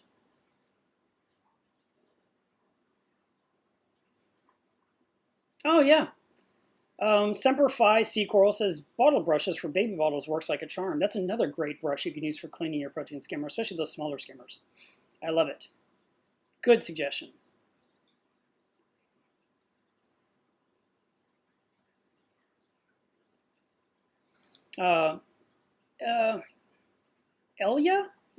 Elia says, this is a bit confusing. I've watched a video from BRS saying the importance of adjusting the air and not the water level. And this is why now new skimmers have a DC pump, which you can adjust the flow. Yeah, it is confusing. And I don't understand why it has to be confusing, because a protein skimmer does one job, skim. The DC pumps allows you to dial things down or up if you wanted to. I don't know why I would run my skimmer at less than what it's supposed to run. But in this world of no nitrate, no phosphate, maybe that's what you got to do to make things work. Because, for example, let's say you've got a reef tank that you've set up with dry rock and dry sand, and you've put in a few fish, you put in a few corals, and every time you test, you have 0 nitrate and you have 0 phosphate, and you're dealing with diatoms, you're dealing with hair algae, you're dealing with dinoflagellates. I mean, all the plagues are happening, right? And you're like, but I've got this great skimmer. And I've seen people say, I don't run my skimmer the whole day. I run it for 4 hours a day now. With a DC pump, you could dial it down to 10% and let it barely skim, because you don't want to take out every last bit of nutrients since you're trying to build up some nutrients on the tank, which is back to that whole thing about don't run the skimmer from the moment you start your tank. You know, if you're running the skimmer from the beginning, nothing ever gets to build up to where you actually have a decent biological filtration in the system. However, back to your point about dialing in air versus dialing in water, dialing in how much pressure on the pump, see, that made it more confusing. For me, run the pump at 100%. This pump, it's either on or it's off. That's it. There's no choice. I didn't have a choice. We didn't get choices in my day. And then airflow, people were trying to get as much air into it. I mean, there was people out there that were hooking up air pumps to push air in even harder, or they would change valves to have bigger fittings so it'd be a larger hose to suck in even more air. And they were trying to get in, I think it was pounds per liter or something like that. It was really crazy. And they had these gauges they'd hook up to the airline to see the bead move and say, well, I'm up to 19. You're only at 11. No wonder you have a problem with your tank. I mean, it was crazy times back then. But maximum air, maximum pump, adjust the water height in the body of the protein skimmer is all you got to do. And if your tank has low nutrients, you're going to have to dose them. And that's why I started selling nitrate and phosphate in my website. So, and I just ordered more for you guys because you bought it. So if you want Neophos or Neonitro, I sell nitrate and phosphate. You can dose to your tank, so you can run your skimmer and you can feed your tank and you can have a little bit of nitrate and a little bit of phosphate and avoid dinoflagellates, which is what we all want. But yeah, I can see why it's confusing. It's kind of unfortunate because a protein skimmer shouldn't be confusing. I mean, if anything's confusing in its hobby, it's running a calcium reactor, but not a protein skimmer. Those usually are set it and forget it. Let's see.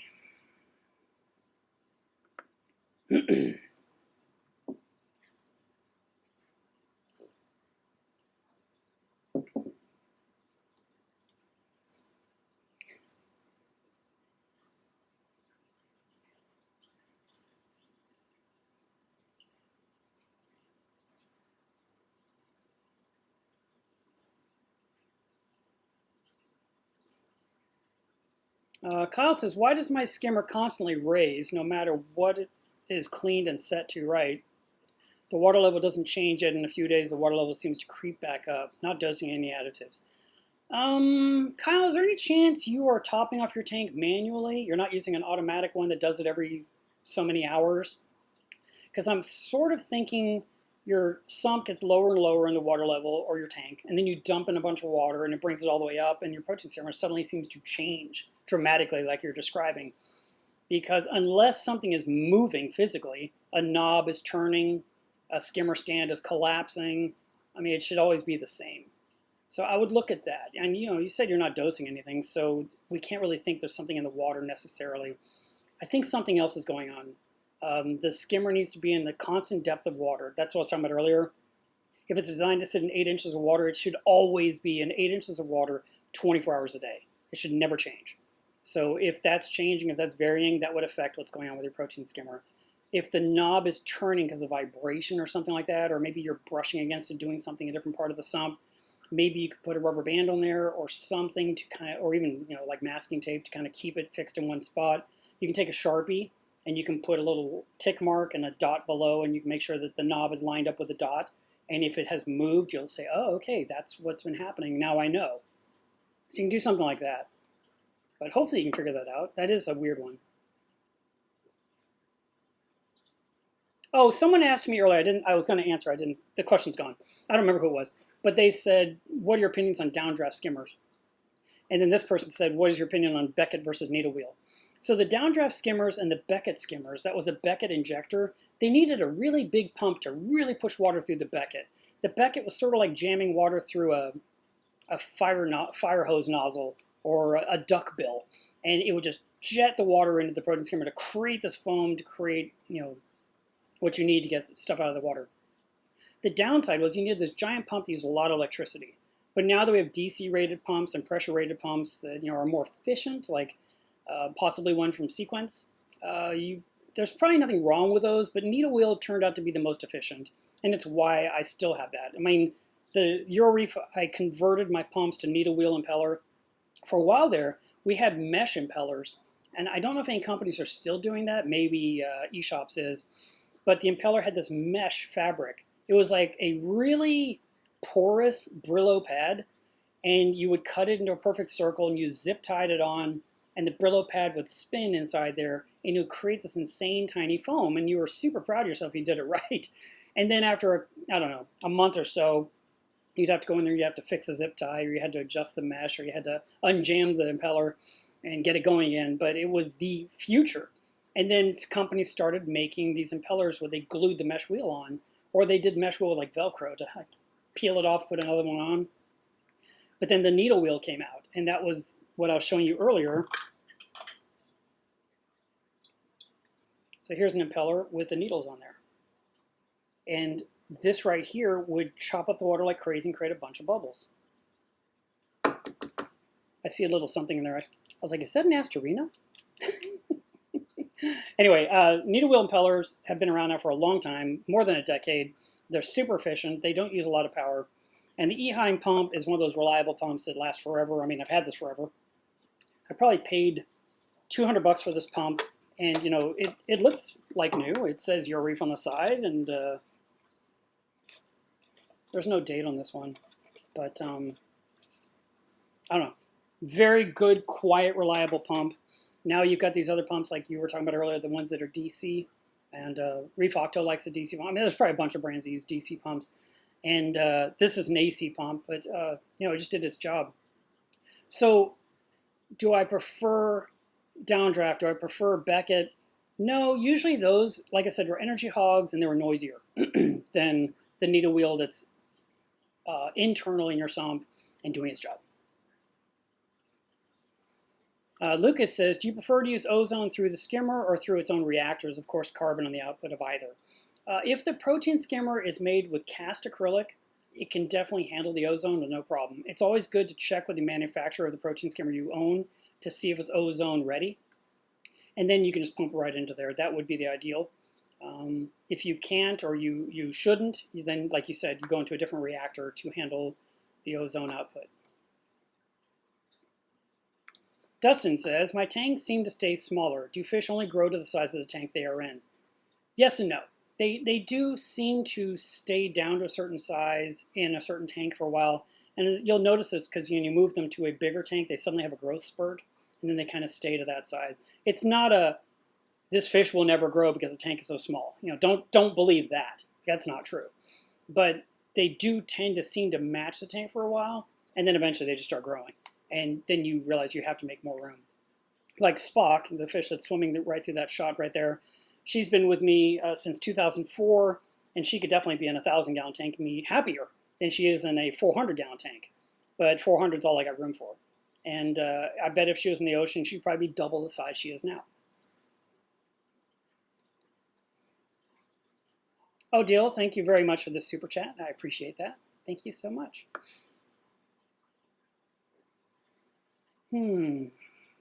Smoking Reefer says, I run the full Triton method. Everything is great, but I have lots of hair algae growing in the refugium with the chaetomorpha. None is in the main tank, so will this starve the chaeto, and how do I solve this, or do I just leave it?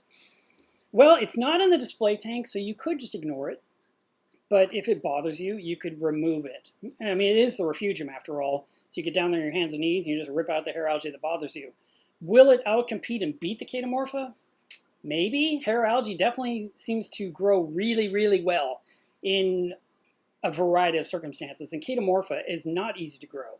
So I'd be more inclined to remove it if you can. But maybe the Triton people have some recommendations for you as well. You might touch base with them because they're going to tell you what to dose based on your ICP testing, and they may say, oh, if you're dealing with hair algae, you need more of Part D, or something like that. So I would check with them, and I'd love to hear what you find out. So if you can contact me later and let me know, I'd appreciate it.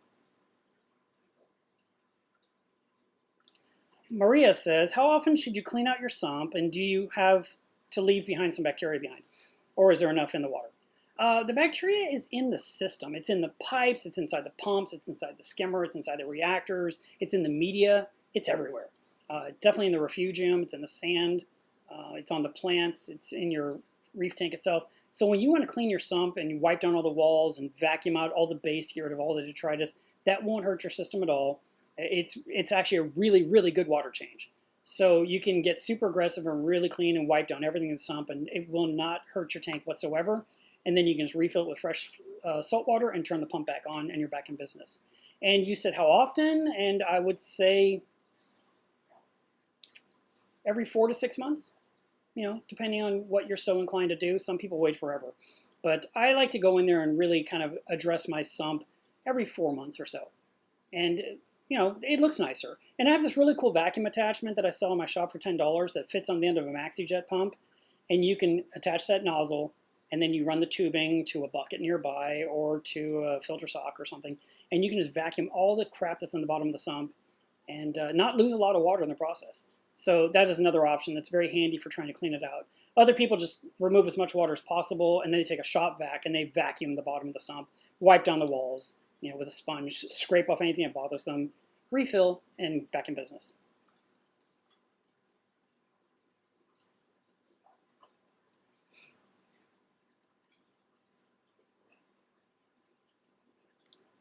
Afonso says, I had that problem due to a home renovation and the floor renovation. The skimmer was poisoning my tank due to the varnish. I had to put an emergency tube to get fresh air from outside.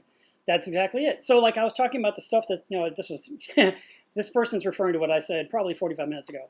If you're drawing air from outside and someone's painting your house, or they're spraying insecticides, or they're doing some kind of work outside your home, those fumes, those vapors could be sucked in the tube and come into your protein skimmer. That exact scenario can happen in your house. Like I'm about to paint my house again. It's been the same paint forever. I've got paint chips on the wall now for new colors. And when that happens, it will affect the protein skimmer. So the smart thing is to work in sections. Don't do it all in the same day. Have the doors and windows open. Like right now is a perfect time of year to paint because I can leave everything wide open and let the vapors get out of the house as quickly as possible to not have the protein skimmer suck the fumes of paint and varnish, and even varnishing floors, into the reef itself and hurting the reef. Now, if you can't do that, another trick you can do, you can actually put the pump, like a big air pump, outside, and run the tubing from the air pump to the tubing of the protein skimmer. So the protein skimmers literally bring in fresh air constantly while you're working on your house. And if it's a really serious remodel of the house, which maybe Alfonso was going through, you can actually wrap the complete tank with like drop cloth and tape it, making a big bubble. And you pump fresh air in from outside into that tank nonstop. It's called negative pressure.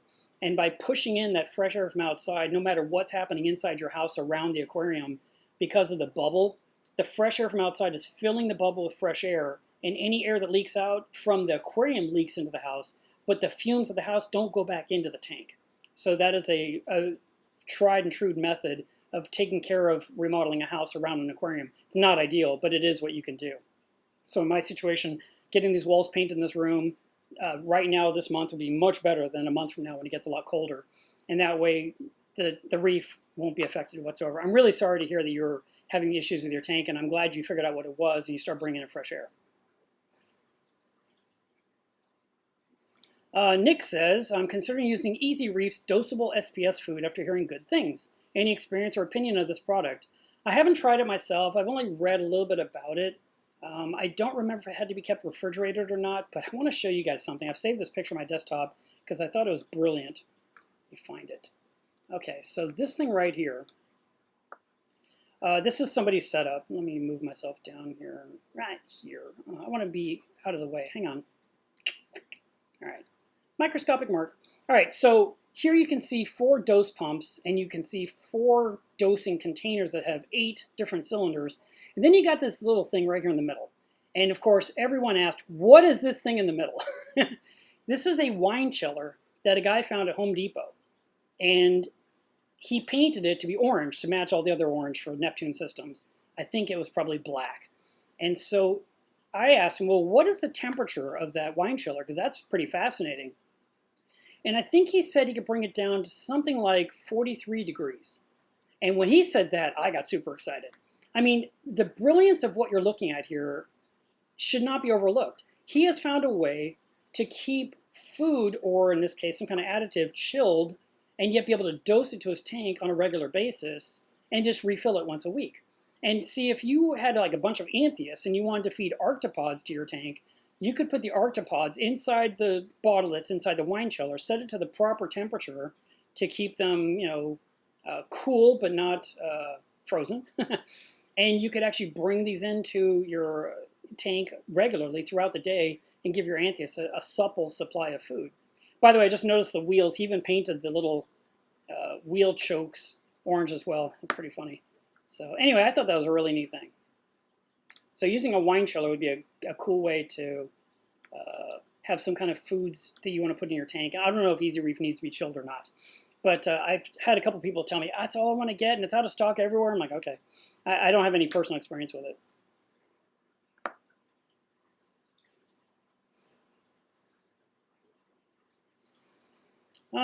Joe says, I'm having a heck of a time getting the clowns to go into their large new anemone. The clowns are a pair of gold maroons, and the anemone is a riteri. They look at it, but they don't go in. Any tips? I'm wondering if gold maroons even host, if they live in the riteri is the host. I don't think those two are compatible. The riteri, I think it wants clarkies or saddleback clowns. I think that's their choice. Look up that anemone and find out what clowns go with it. If it's the gold stripe maroons, great. You've already learned more than I know off the top of my head. But then the other thing you'll have to do is wait until they decide to go in. But sometimes they just take a while to get into them. But this may be one where those two are not compatible. And that is one of my favorite anemones, so congrats on getting that. Dustin says, are the skunk clownfish easier to keep than a group of any other clowns? I think they are. They're a harem fish. You put them all in together, they stay together. I mean, even in this video, you can see them popping in and out constantly. There's a couple in the foreground on the left. And it's been probably 4 years or longer, and I still have all 11. And there is some squabbling because a few of them want to be the female. But so far, I haven't seen any eggs whatsoever. So if they're doing it, I don't know where they're doing it. Like if they are laying eggs somewhere in there in that tank, I haven't seen it.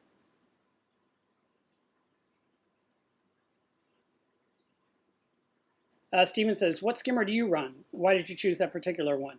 I had the Euroreef 12-3, I think it was called. I ran that thing forever. And then Nios came out with their new skimmer years ago, and I was looking at a Machina, and I said, I'd love to try it. And they sent me one. They said, yeah, do a product review. And so I said, well, give me the biggest one. And they did it, which I couldn't believe. And then, I thought they were going to let me borrow it, but then the more I had it, the more I hoped they'd let me keep it. And they didn't ask for it back, so I got really lucky.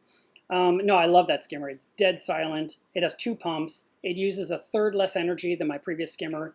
It's smaller than my previous skimmer in footprint. It looks prettier than my previous skimmer. But that doesn't mean I got rid of the old skimmer. It's still in the back room. In case I ever need it, I got it. And hopefully the 2 pumps will turn on. They've been sitting out of use for years. But I use it because it's dead silent. And I like it so much that I bought a second one for the other tank so that both tanks run Nios skimmers.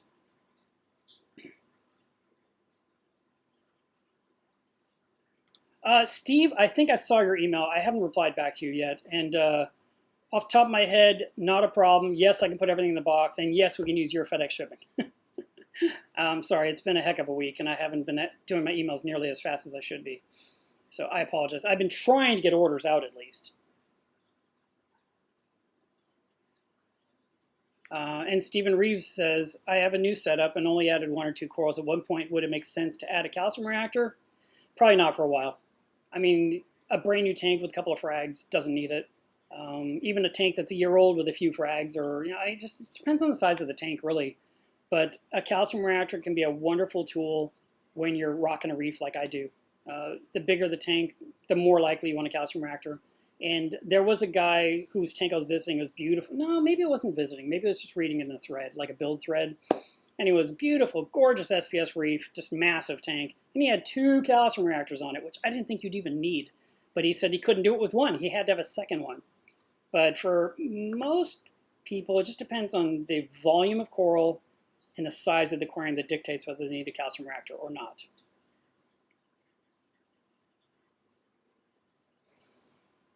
Ben says, this is a very broad question, but can you explain how the nutrients are helpful to have in controlled levels, and are they being managed with a protein skimmer, etc.? Do nutrients boil down to just phosphate and nitrate alone? No. Nutrients are a few things, and the 2 that we test for are nitrate and phosphate. And when we have 0, and it's so funny because 15 years ago, all we were doing was trying so hard to get as close to 0 as possible. And these days, everyone starts at 0, and they're struggling to get off of the 0. They're trying to get 3 or 4 nitrate. They're trying to get 0.03, 0.05, 0.07 phosphate, and they can't. And they're like, I keep feeding, and it won't come up. Well, I'll tell you this. If it was me feeding, they'd come up. I guarantee you they would not be down with me. But I don't like starting tanks with dry sand and dry rock. And by using live sand and live rock, you avoid that whole plague that is so difficult that so many of you are enduring. And I know a lot of you guys are doing the dry stuff because you're scared of pests. But I think you're scared of pests too much. I think someone told you one too many boogeyman stories, and you are just terrified that anything can hurt your tank. And that's just not reality. It just isn't. It's not that bad. It sucks when you have a pest, but it's not the end of the world.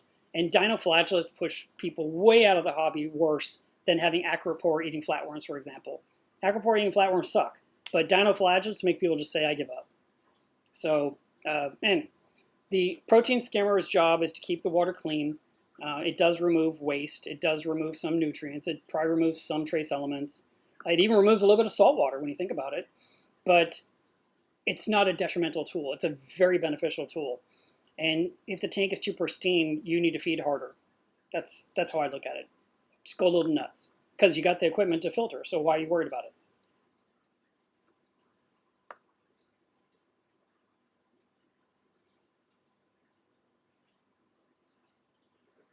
Ah, there we go. Trevor says, I know it's a little off topic. It's not. He said, but I want to share this. Last week, I dodged a bullet. My alkalinity outlet pipe blocked up, so it was clogged. And the alkaline went down from 10.5 to 7.2 in a week flat. It proves just how important testing is. And that is exactly right. Anything can happen. And that's why I was testing my tank 2 days ago instead of waiting until Saturday. Because I tell you guys, water test Saturday. That's when we test our water. But I thought, you know what? I'm going to test it now and see where I'm at because I just have a feeling. And I pulled out my test kits. I did some real quick tests, and I had to run out the door. But before I left, I knew my nitrate, I knew my phosphate, I knew my alkalinity. Everything else was pretty much self-sufficient. Salinity never changes. Temperature is a reading I can read right off the apex.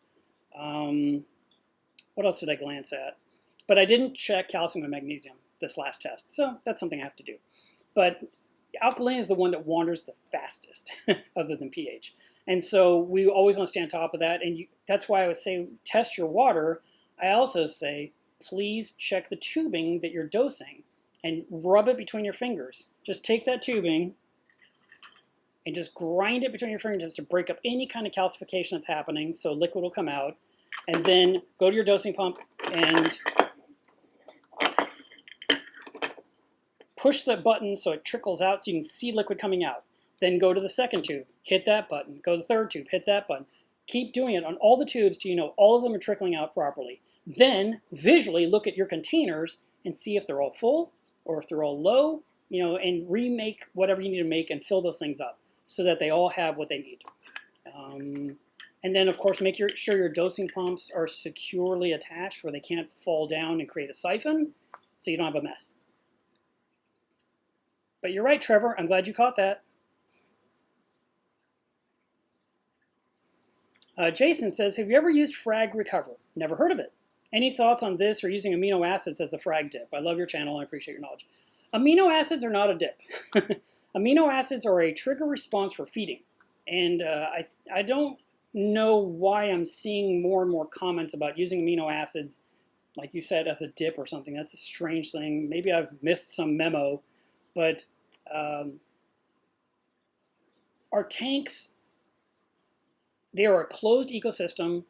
We mix up salt water when we first start up the tank, right? And all that stuff is in the salt water. The amino acids, all the different trace elements, the minor elements, the major elements, everything's in the salt mix. And we put that in there, we turn on some power heads, we add a heater, we turn on a light bulb, we plug in a protein skimmer, and we drop in a fish and it lives. So everything's there. And then if you just do water changes initially, you usually have everything the tank needs just from every batch of salt water you make. If you were to say, well, I want to add amino acids, I'm going to ask you why. And you're going to say, well, I heard it's good. What will it do? And then now you do your homework. So you ask 12 people, do you dose amino acids? And let's just pretend all 12 said yes. So what did you see happen when you used amino acids? 6 of them will say, oh, my corals grow, it's phenomenal. And 6 will say, I didn't see any difference whatsoever. That's the reality of amino acids. But do I dose it? I have a gallon, and it's not hooked up. My buddy Dwayne swears by amino acids, and I think he has a dosing in his tank once a day, 7 days a week. My tank grows anyway. I like to joke that my reef lives in spite of me, and I thought, he uses it so much, maybe I should do it. So I hooked up mine to my tank, and I told it to dose 80 milliliters of amino acids once a week. I didn't see any difference whatsoever. But I've not heard why anyone would put a coral in amino acid as a dip.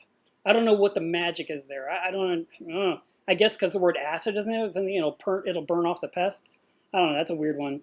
But if you have a link about this and you want to send it to me or you want to post about it in Club Milos Reef, I'll definitely read more on it. I'd like to see where the thoughts came from. Sometimes people post some weird stuff on the internet and I'll just shake my head and never do it. Like, for example, I read a thread where one guy was promoting that putting in a teaspoon of bleach in your tank once a week was a good thing. And I didn't even finish reading. I was like, that guy's nuts, and I went on with my life. It's like, we are so focused on keeping ammonia out of our tank, why would I ever put bleach in? And I'm sure he had a really great reason for his theory, but I'm not taking that chance with my livestock. So this one here that you're talking about, I haven't heard anything about that.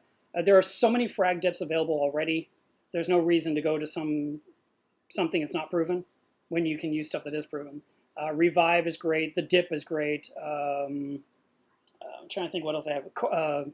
Coral RX is another good one that's been around a long time. A lot of people like to use Bayer, the stuff you buy at Lowe's to kill insects. These are all things you can use.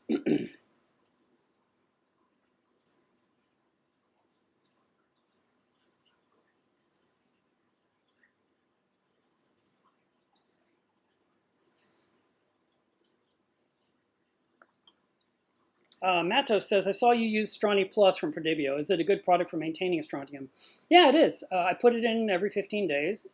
And when I do the ICP test, it comes back at the normal range. So I must be doing something right because I never put strontium in any other way other than maybe inside of a water change. Hey, it's nice to see these comments. I saw 2 or 3 people talking about the Nero 3. Here's an example. I got 2 of the Nero 3s last week. They're really great. It's a small pump. I put one in my 10-gallon nano and the other in my 25. See, I could see myself using one of these on a quarantine tank. It'd be a great little pump, takes up no space, uses no power, and it's nicer looking than a MaxiJet. Costs a little bit more, but I would do that. Ben says, I have a frogfish in a nano reef, and due to the fish not being fed daily, I think my corals suffer due to lack of frequent nutrients. Any tips or opinions? Well, you can feed your corals coral food. There's different kinds in the market. I sell something called Bena Reef, which is from Benepets, and it is a very fine coral food. You mix it up I use a solo cup, in a cup with some tank water, and then you pour it in the tank. And it will feed all the corals in your tank, and then whatever didn't get eaten, I guess, is taken out through your filtration. It doesn't cause any chaos in your tank. It doesn't create cyanobacteria. It's not going to add phosphate or nitrate, but it's going to help your corals be okay. So maybe your nitrates and phosphates will come up a little bit as your frogfish gets bigger and poops a little harder, but you can definitely use Bena Reef, and I have all 3 sizes in stock.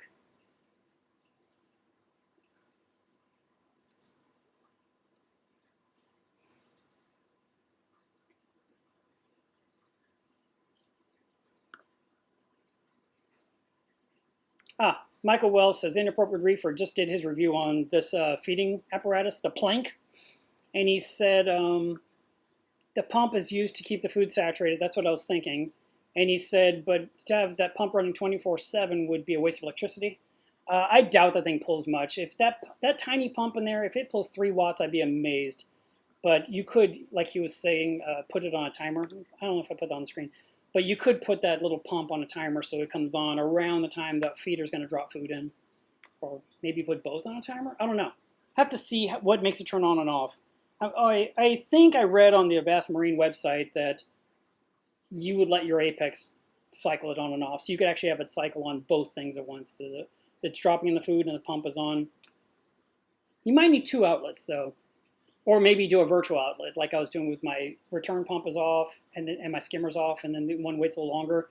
Because if it's dropping in food, let's say it drops in food for 1 minute, if that's what you picked, and then you have the pump on for 1 minute, didn't really do anything. Maybe the pump has to be on for 2 or 3 minutes until all the food's been flushed out into the reef. DV's Reef says, can you discuss induction skimmers? I cannot. What is an induction skimmer? Alan says, wet skim or dry skim, what's better? Okay, that's a good question. I'm sorry I didn't mention any of that earlier. I don't really think about it. A wet skim is a way where you're pulling out more skimmate in the collection cup daily. And dry skimming would be pulling out less skimmate daily. So you actually have more of a sludge rather than a cup full of liquid. If you're wanting to do something like dose, what's it called? NOPOX.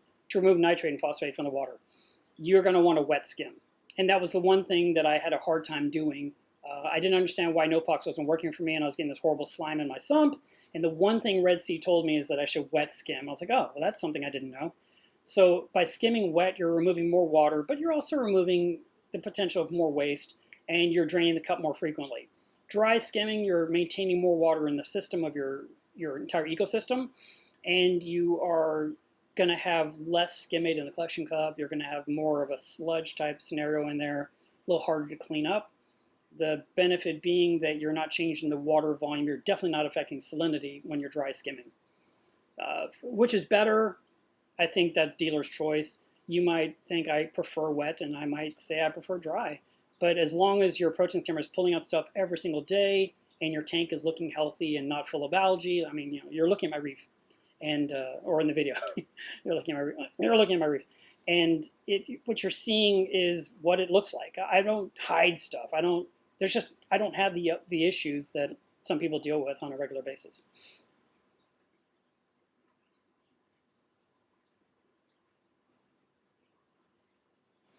Odile says, the skim cup, the collection cup, is 8 months old. It's still hard to remove. Is there anything I can do to make it come off easier? Why don't you try some silicone grease on the O-ring? Or there might be like a flat washer. Try putting some silicone grease on that. The same thing we use on our unions, we use on uniseals, and you can try that. And usually we have that on hand. And there's something else you can use as well, but try that first and see if that loosens things up to make it a little bit simpler. Or maybe look at it and see if there's any kind of a slight, something has to be sanded down slightly, you know, a little gentle sanding to correct a part that's rubbing, and you might be able to remove it more easily. Glenn says, have you thought about doing an underwater video of your aquarium for a background video? No. I film everything with my iPhone, and I'm not putting it in the tank. I'm not going to buy a GoPro just to shoot that either. And then still, you know, when you stick a camera in the tank, you're just getting closer to some corals. I mean, I could basically take the camera, you know, I could take this phone, and I could just press it up against the glass, and I could film and get you, you know, some close-ups. But I don't know. It seems like it's nicer to get more of the big picture. But I do understand wanting to see sections of the reef without seeing anything in the background, or putting a black fabric behind the tank so that way you don't see the big water tank behind it, or you don't see the weird lighting behind the tank, and just make the corals pop. So those things do happen from time to time, occasionally. Hey, Jason Langer. Tim says, can you please give us an update on the Foursquare Aquatics algae reactor? The algae scrubber, the turf scrubber. It's working great. I've got to clean out the drawer today. I've been ignoring it because I've been busy. But I opened the drawer a few days ago just to look inside it, and it looked good. I was happy with what I was seeing. My refugium seems to be a little less green. I do need to do some cleanup in the refugium area. I'm getting a little bit of cyano on the surface, and I just need to scoop that off with a fish net and kind of clean things up and wipe down the walls. But yeah, no, it's running fine. I did see a message from Jason, who just had commented. He is now officially selling the drawer that goes in with a black bottom, which was something that I suggested to him when I first got mine, because I was getting all this weird algae under the drawer. And I thought, why is there all this algae down here? And so I said, you know, I'm going to put a piece of black polycarbonate in the bottom of mine, because I think if I shade it, the drain area will be completely devoid of algae and be very clean. And he said, hey, it's a good idea. And so then I think he tried it out on a couple, or tried it on his own. And then he started making drawers for a few customers. And now he's officially, every one that goes out, the drawer has clear walls, but the bottom is black. And so it keeps the algae in the box and not growing anywhere else inside the turf scrubber itself.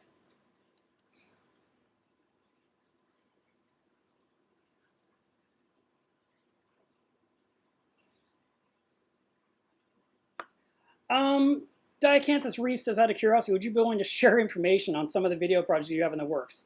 I know you talked about the update from Tammy once, no rush or pressure. I probably have 24 videos sitting on my hard drive, just all different ones. I'm going to look all different sizes. I'll look thinner, I'll look fatter, I'll have a beard, I won't have a beard. Oh my God, so many changes in the last year and a half, it's ridiculous. Business has been good, and it's made it very hard for me to have time to sit at the computer and edit a video. And then my back, as you guys know, has been such a nightmare, and it's actually better for me to be, I stand during the stream. I stand here talking to you for 2 or 3 hours. It's actually better for my back than sitting in a chair for 2 or 3 hours. So there's that. And then I have a life. And so just haven't had the time. But I just recently drove out to New York, and I filmed Joe's 20,000 gallon reef. So I have an update video coming out. I stopped by Mr. Saltwater Tank's home in Nashville, and I saw his 1,000 gallon tank that he just pushed through the wall of his house with a crane. So I filmed a few minutes. It's just a little snippet. It's not like a full-on video. But I'd like to get the Clarity video out. I'd like to get the Tammy video out. I visited a guy's beautiful little nano tank that I adore it. And the tank has been through more since then. And I said, I still haven't done your video. And he goes, I'm actually looking forward to see what my tank used to look like. So I want to do that one. I mean, it's a little tiny tank with like $5,000 worth of gear under it. It's crazy awesome. I filmed a really pretty tank while I was in California last year around Comic-Con. God, that was a year ago. There's a bunch of different ones that I want to work on. And then I did my trip to Bonaire, where I went diving with Bob Fenner. And I want to do that video. I want to show you guys some stuff from the ocean that I did. So that's a few off the top of my head. I know there's more. So at some point, I will, I was talking to my friend the other day. I said, I'd like to take 2 months off from work. Just stop working for 2 months and just crank out videos and just blow up YouTube and just release a buttload of videos and get them off the hard drive. That would make me so happy. But then the scary part is if I were to stop working, what happens if people stop buying things? What if they stop? I can't say don't buy anything from me for 60 days, but then be sure to come back. People are like, well, I'll just go shop somewhere else. Forget you.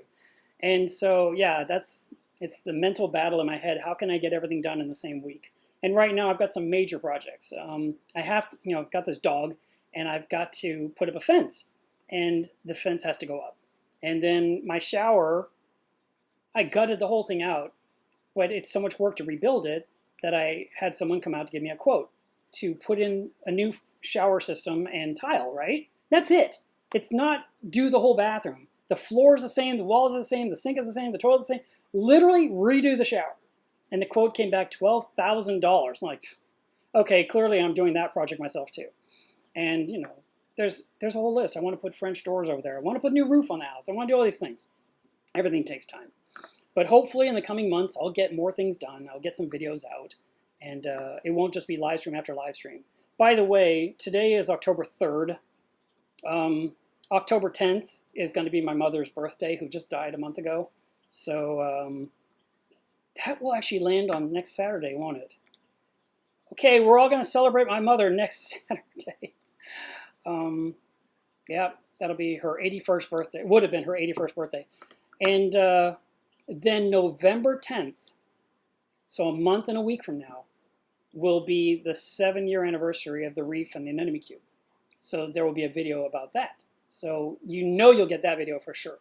And that's where I do a full top to bottom recap of the entire system, where things are, what gear is on the tank, what is going on, what happened this year, which you guys know. The RTN event happened and I solved it. I added some new gear this year and so there's that. But I always do an anniversary video, so that's coming. So there you go. There's some stuff that gives you some information to kind of answered your question.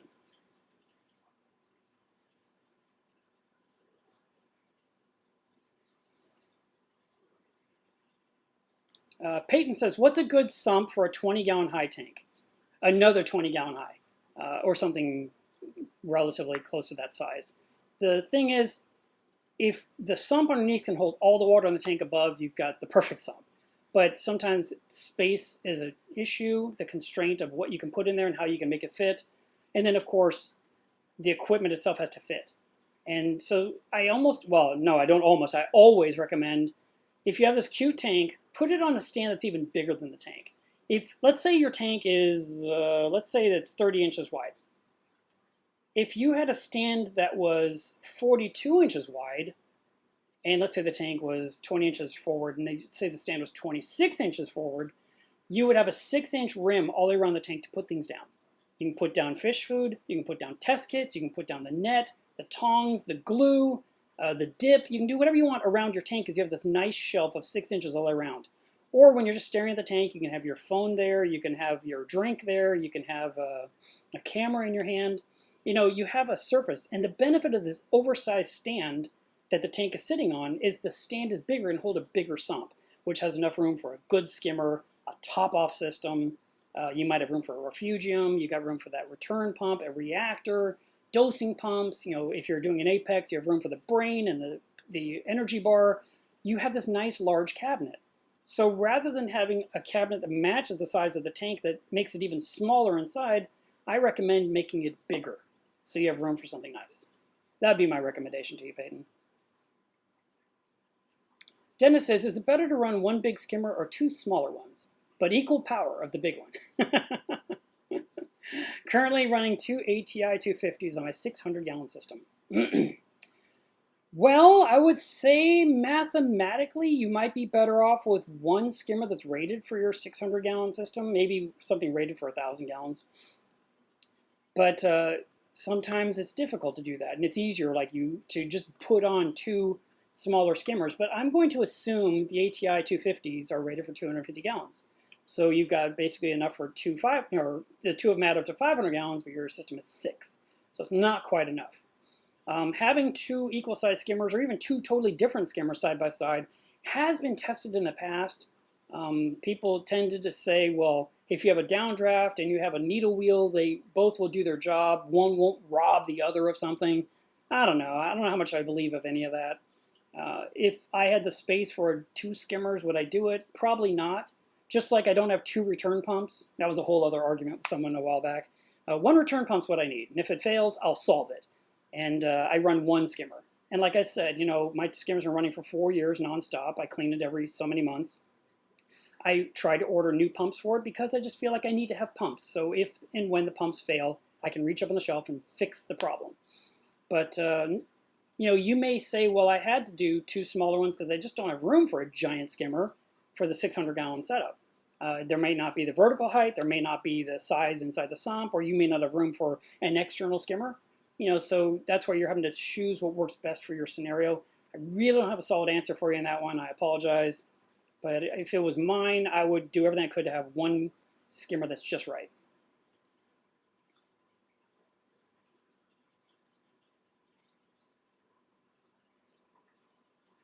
Okay, Sloth finally came back to me about TDS. So the TDS before the DI stage for the last 3 years was about 4. And now it won't get below 14. Did you replace the membrane yet or not? Because I'm sorry, I know we're going to talk to you every 20 minutes. Because that's how it works on this live stream. It's not as live as you'd think. It takes me time and I talk too much.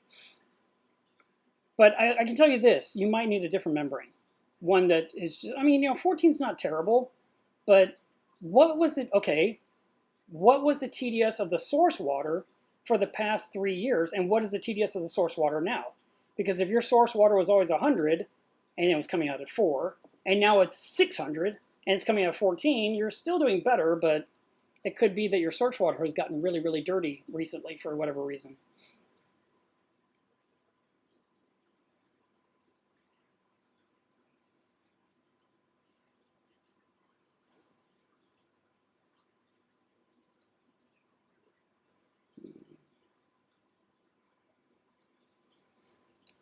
Ed says, what type of sand are you using? It's called Reef Flakes from Tropic Eden. I'm watching the tank behind you and not seeing any sand blowing around with what looks like a lot of flow. Yeah, no, my sand doesn't move. And Reef Flakes is 3 millimeters, or I think as big as 3 millimeters. So it's a little bit larger grade, and it stays put. I mean, there's a hint of movement occasion on this end, but not much. Usually it has to be because something grew in the pump, you know, some algae, and I took the pump off and cleaned it, and now the flow is going straight again instead of being deflected toward the sand bed. But I really like this brand of sand, and it came from premiumaquatics.com. Graham says, how prolific are the tiny white feather dusters? Can they eventually cause problems, and how could they be mitigated? Well, they're not, at the most they are as an eyesore. They don't do any damage. They're easy to remove by just plucking them out of your tank. You can give them away, you can throw them away. I mean, there's, you know, they are going to thrive based on the food available in the tank. So if you have thousands, you're really a good feeder. At one point, my 280 gallon had them everywhere, and I had a guy tell me when he was visiting, I challenge you to take a picture of this tank and not have one of those darn things show up in a shot. There's no way. There's one in every picture you take. And he was right. And when I really stood back and looked at the tank, it kind of felt like Halloween because all the papery tubes were everywhere and all the feathers, and it kind of had that spider web look to it. And I was like, yeah, it's kind of cool. But then after he mentioned it, I was more aware of it. So I started grabbing it out by the handful and kind of reducing the population in the tank. And as what could help mitigate it or reduce it, well, like I said, the feeding in your tank is ideal to grow them like crazy. So you'd have to change your feeding cycle a little bit.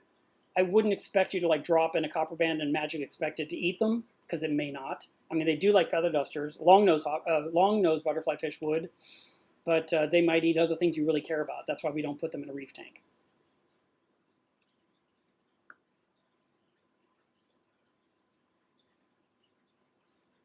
Anchor says, just so you know, an overdrive of the Venturi, like pumping air into the protein skimmer, could affect the water intake. So you can get too much air and much less water, affecting the efficiency of the skimmer. Yep, I think so too. I think pushing in too much would be a problem. I'm not even sure how you could dial it in the right amount.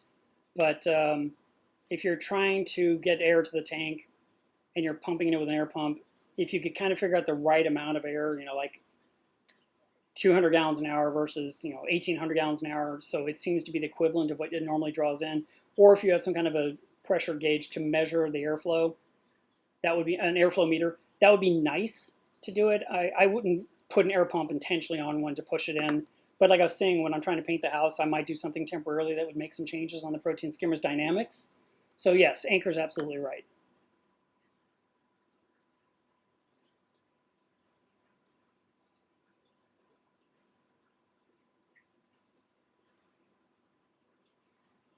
Let's see.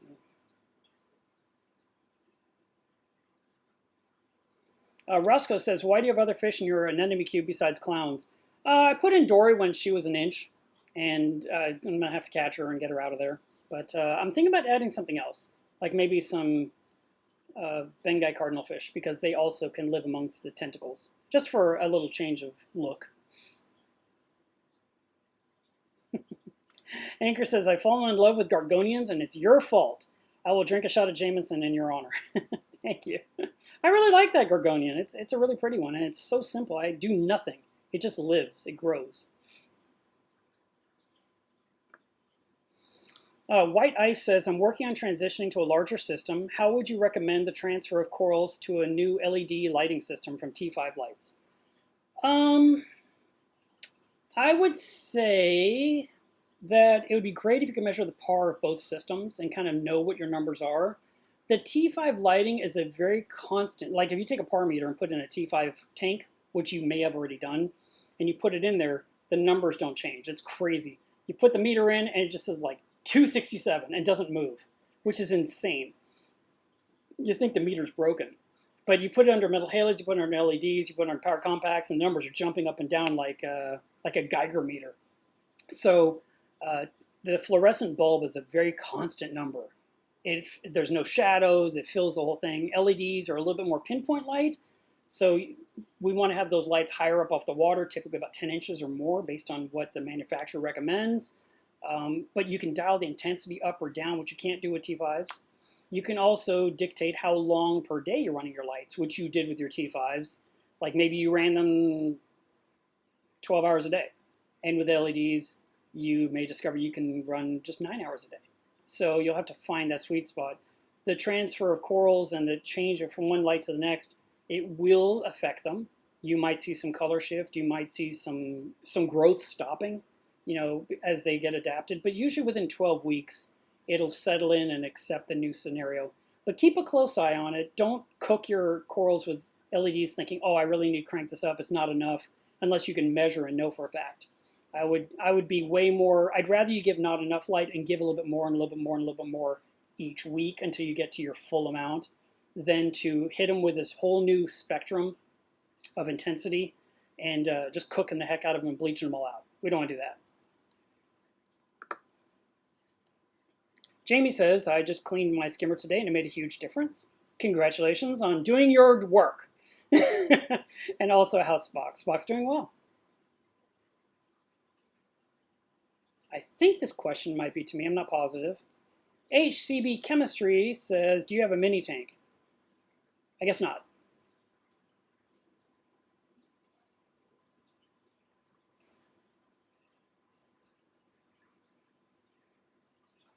Matt says, do you have any medications for fin rot for a betta fish? I have no idea.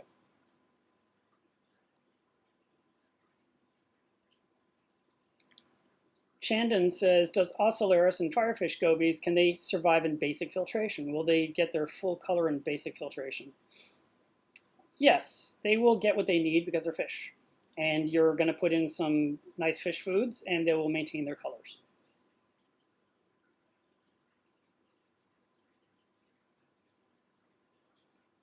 Steven says, how big is Spock? I think she's like 9.5 or 10 inches. Oh, that was another video I haven't done from last year. That was when the fish vet came here. See? So many videos from last year to share. All the videos from Dubai I have to share. There's so much to share.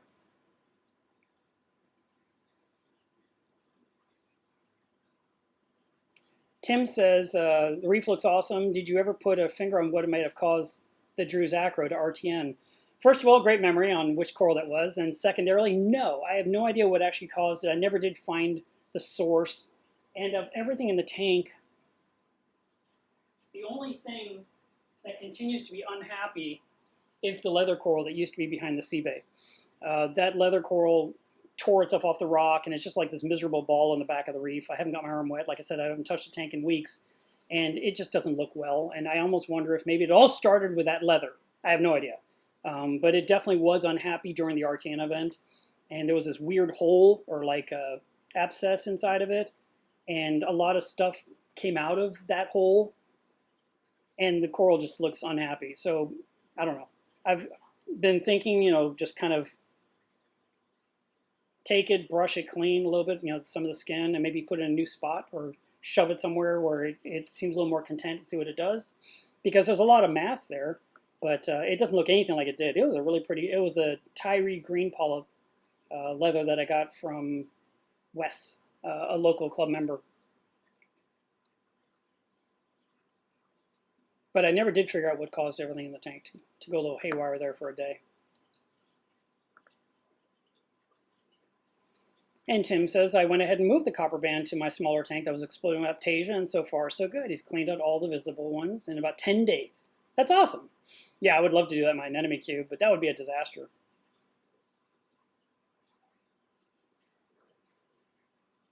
Okay, so Joe says that some say that the maroon gold stripe clownfish do go into ridorite. Good. And he said there's a video of a pair of them in one. I put my iPad in front of the tank with a video to teach them, but so far they're like the alveopora instead.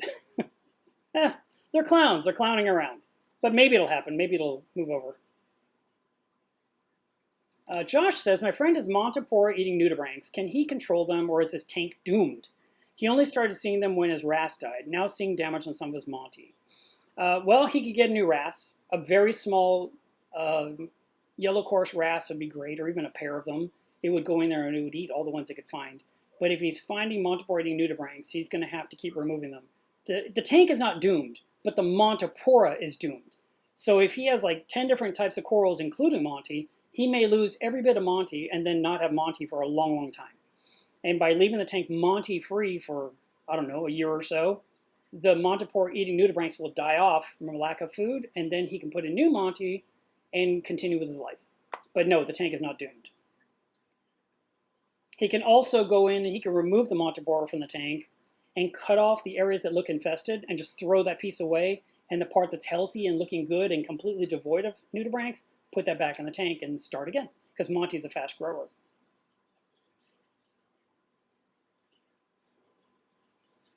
Macy's daddy says, you mentioned how I talk about videos I want to edit and release. Could you do them less polished? Yes. Just to get them out. Yes. I mean, literally, I could hook up a wire from this phone straight to YouTube and just say, here's 200 gigs of video. Just whatever you see, I'm sorry. That would be funny. All right, let's come back to our regular camera here.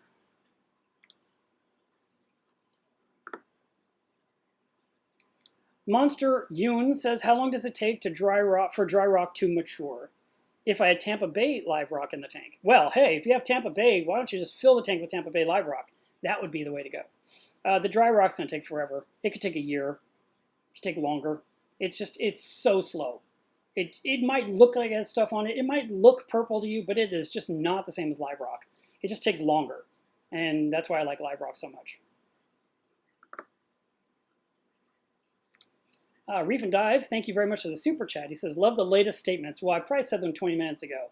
He says, totally fits what Sanjay said on Macna. Yeah, Sanjay gave a really good talk about his tank and all the things it goes through. I don't know what I said. But thank you very much for that. Dave says, how often do you upgrade equipment? Newer products always come out. Do you upgrade or not? No, I'm really kind of a grouch when it comes to that. If I have something that works, the last thing I want to do is change it out with something new. Like, for example, I have the Nero 5, it's working great. Do I want the Nero 3 to replace the Nero 5? No. Nios comes out with a new skimmer. Well, this one works. Do I want to get a new one? No. I mean, until something breaks, I usually just hang on to what I have, and I keep it running as best I can to last as long as it can, because everything costs money. And anything I can save money on and not spend is good. It's a win. It's just like I don't buy a new TV every time a new one comes out. The only thing I get every single year is a brand new iPhone, because I'm in an iPhone plan where I pay a monthly fee for 12 months, and then I trade in the old phone for the new one. And I love that. I always get the brand new phone because it's got the biggest hard drive, it's got the latest camera, which is what I need for filming.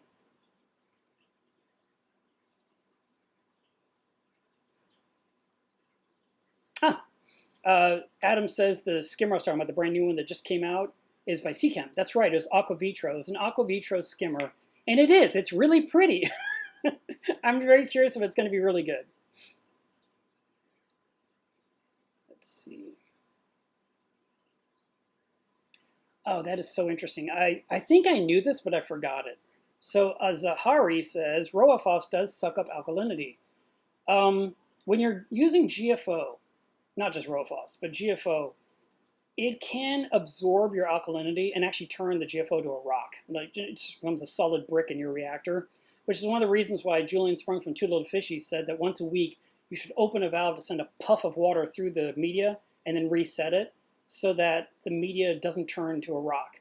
And it is an alkalinity uptake, I think, not a calcium thing. So if you are having a problem with alkaline in your tank, or it seems like it's needing so much, it could be GFO related. I had kind of forgotten about that.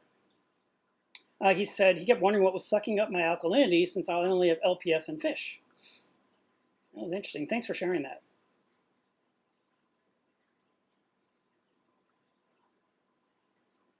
Maria says, I've had my tank for about 4 months. It's a 70-gallon water box with 5 small fish so far. My water parameters are finally optimal, so is it too soon to add some coral? I want to start with some SPS. No, it's not too soon. I think you could go ahead and try 1 or 2 pieces and see how they do. And let us know. Hopefully it'll go well. Make sure you dip them. It's very important. Mikey says, I'm coming from freshwater to salt. I'm looking for a tank manufacturer for a 300-gallon tank. There's a lot of companies out there. Waterbox is one, Glass Cages is another, Reef Savvy is another, Planet Aquariums is another, Marineland/Perfecto is another brand. There's a lot of brands out there. And what you're looking for is not only a 300-gallon tank, but a 300-gallon reef-ready tank, because that'll be drilled with an overflow box so that it gravity drains into a sump. And the prices will be all over the place.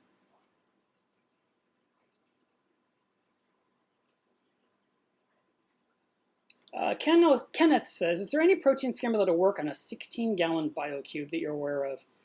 There's some little ones made by Innovative Marine that might work, maybe. I'm not sure how the back of the biocube looks, like if there's a door you can flip up to stand a skimmer in there. But with a tank that size, I guess you could just do water changes. I'd love a skimmer. The Aquasea Remora hangs on the back of an aquarium, but again, the biocube has that weird lid on the top, so it's not you can just hang it on the back and have the water level work out right. So that's kind of a challenge. Tim says, what was the name of the movie with Michelle Pfeiffer that you mentioned? Was it What Lies Beneath? That sounds familiar. I think that might be the one, yeah. That Gaming Archer says, are you live?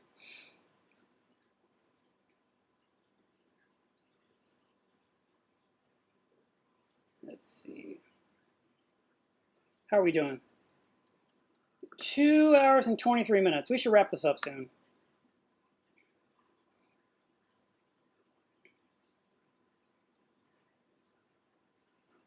I don't know if this is going to work, but I'm going to try it. So Zahari says, how high should the skimmer bubble cup be? Where should the bubbles be at? So anyway, I like them at the base of the cup. And I'm going to paste it here into the chat. This is the link I was talking about. And that way you can see right there the picture of mine in action. All right, find my way back. Russ says, what do you think of the Triton method? It's been around for a few years and people like it. It's not something I want to do.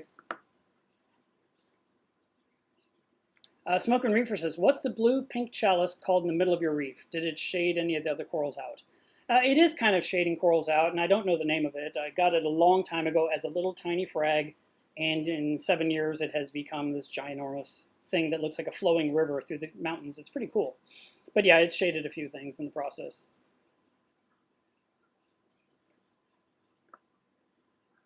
The Gaming Archer says, would you suggest using salt water from the ocean or from salt mix? Some people are able to get ocean water. Many of us, we're landlocked and we have to make our own at home, or we buy it somewhere and bring it home. For me, I've been using salt water that I mix myself forever. Even when I was a kid and we lived in California, we had salt mix and we made salt water at the apartment. We didn't bring home jugs of salt water. Having ocean water is nice, but you still should test it to see what you're getting to know if it's if everything's right. Just like any salt mix, no matter what salt water you can put in your tank, you should measure and know what the parameters are of that water, and then know the measurements of your water to make sure they match. You want to make sure that salinity, alkalinity, and temperature are the same. But if the ocean water has lower calcium than what you like in your tank, then doing a water change won't help calcium, for example. So you'll have to overcome the deficiencies of what's coming from the water you're using. Using salt mix usually gives you a certain number you can rely on for the entire use of that bag or box or bucket or barrel, and you'll know that the entire time is pretty much the same every single time you mix it, which is nice to know. Lynn says, I have a 150-gallon reef tank and I want to upgrade to 300. How much harder is it to maintain a 300 versus 150? Well, everything you're doing now, you got to double it, so that's the first thing. Everything's going to be about twice as expensive in reality. And when there's a problem, it costs a lot more to fix a problem than it does with a smaller tank. But you have more room, which is awesome. And you can put in more corals and fish, which is really nice. And you just feel, the bigger the tank, there is more effort. I mean, even just cleaning the glass in this tank behind me is a lot of effort. It's 7 feet long and 3 feet wide. And there's 3 sides. So I'm cleaning something like 21 feet of glass. Well, 42 square feet of glass each time I clean the glass. It's a lot of work. And if it was a bigger tank, it'd be even more glass to clean. But the bigger water volume also can be a little more forgiving when everything is starting to go awry. So it gives you a little bit of time to correct it, where the smaller tanks, things go wrong really, really fast. So, I mean, I went from a 29-gallon to a 29 and a 55. And then I went from both of those 2 tanks to a 280. And I had the 280 for 6 years. And then I went from the 280 to a 400. And then the 400 leaked, and I went to a 400 and a 60 that are tied together in the same sump. But I really do enjoy the big tank.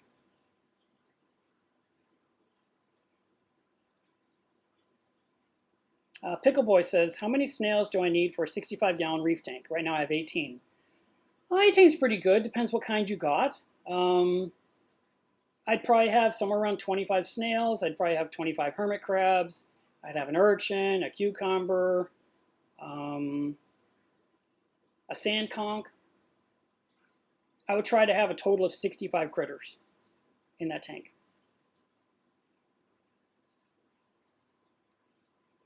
Let's see.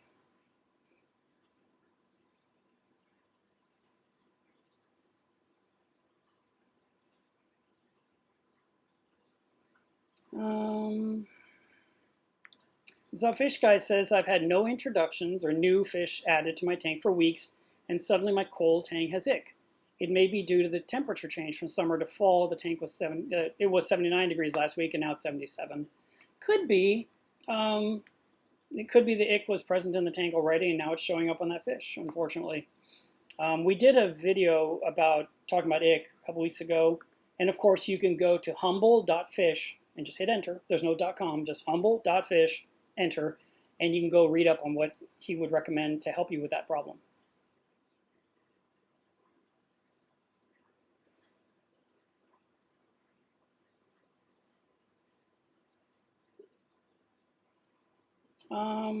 Luke says, I'm thinking about replacing my AC skimmer pump with a controllable DC pump, but when it comes to battery backup purposes, have you seen this done before?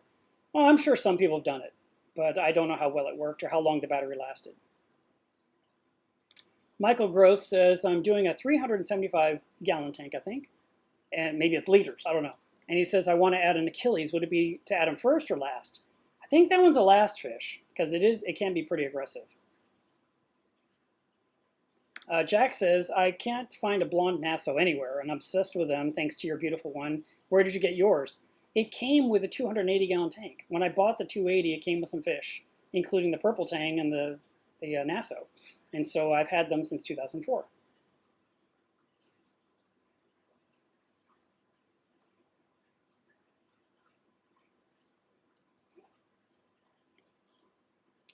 Dennis is giving me the information about the Model 250, but it's all in liters. I'm a gallons guy. So 1,000 to 3,000 liters.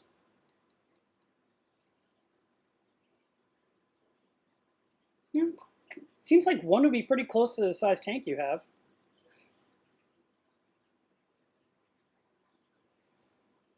All right, Sloth Monster, Sloth Nest Monster. He replaced the membrane, and your TDS is 235 coming out of the tap. 235 times 0.98%. Yeah, your water coming out of the membrane should measure around 5. Now, you replace the membrane when you replaced everything, and you know the very first time you turn it on, excuse me, I'm running out of voice. We are going to have to end the stream soon. If the membrane's 98% rejection rate, then 235, your TDS coming out of that membrane should be around 5 or 6. So if you're coming out at 14, the thing I was starting to say is that your membrane has food-grade preservative in it, and when you first put in the membrane, you have to let the system run for a solid hour to push all that out before you even start using DI.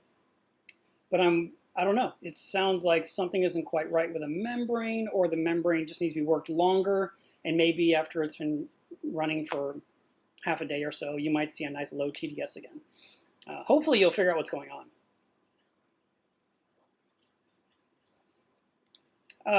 The DCFD Galoot says, these names, I'd love to add a cleaner RAS like yours. How long have you had it, and does it really readily eat other foods? I think I got it about 9 months ago. I did a video about it because I was warning everyone, don't get this fish.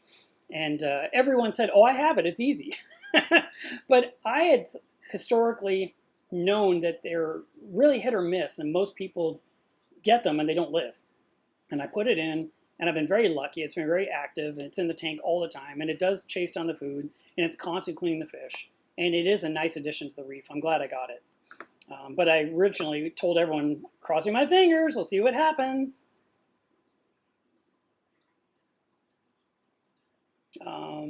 My Rude Fish, what a name, said, would or can adding new radion lights cause a diatom bloom in a 300-gallon tank that's 3 years old? The previous lights were old. They were the current LEDs.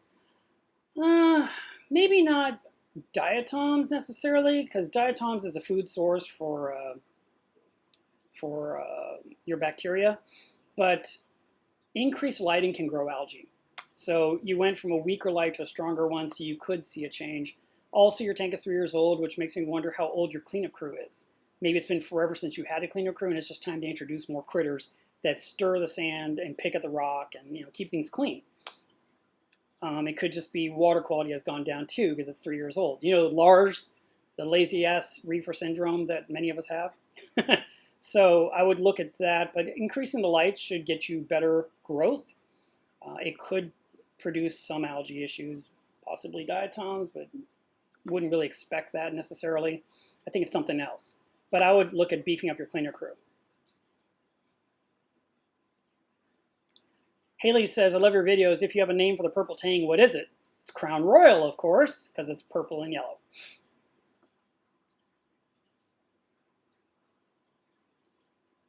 Steven says, I went dry rock in my tank, and it was about 14 months for the tank to mature, to where it was no longer looked like live rock with purple, pink, red coralline. Steven says, Molly's in a reef tank. Well, yeah, if you want. Some people do it. I've never done it. Jack Reefer says, what are your views on ozone reactors? I've never used one. I have never felt the need. I don't know if I ever will. Ghost says, have you ever used CPRO on any of your anemones? If so, how did you do the treatment? I have not. Matter of fact, when I read about that the first time, I thought, huh? That's a thing? And I went Googling, and yeah, apparently it's a thing. But no, I've never had to do that. So I guess Google is your friend, and hopefully you'll find a few people that have done it that can answer your questions. Haley says, do you have a quick explanation of why newly mixed salt water loses alkalinity over time? It could be that it's tumbling in a sealed container, it's constant circulation, and it just depletes. I don't really know the science why. I mean, other than possibly precipitation. But all I do know is that even if you have salt water that's been sitting around in circulation for a month or months, you can just buffer it up and still use it. And all you got to use is baked baking soda. It's really easy. I have an article about it on my website.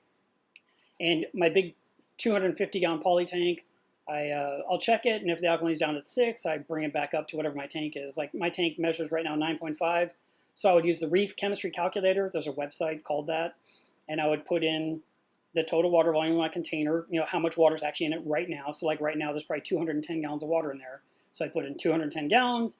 I'd say the alkalinity is, and I'd measure, and it would probably be 6.5, and I'd put 6.5, and they'd say desired range 9.5, and it's going to say you need 14 teaspoons of baked baking soda. And I would mix up the baking soda in a cup of water, and I'd pour it in and wait 20 minutes. And now my salt water is ready to go, and I can use it.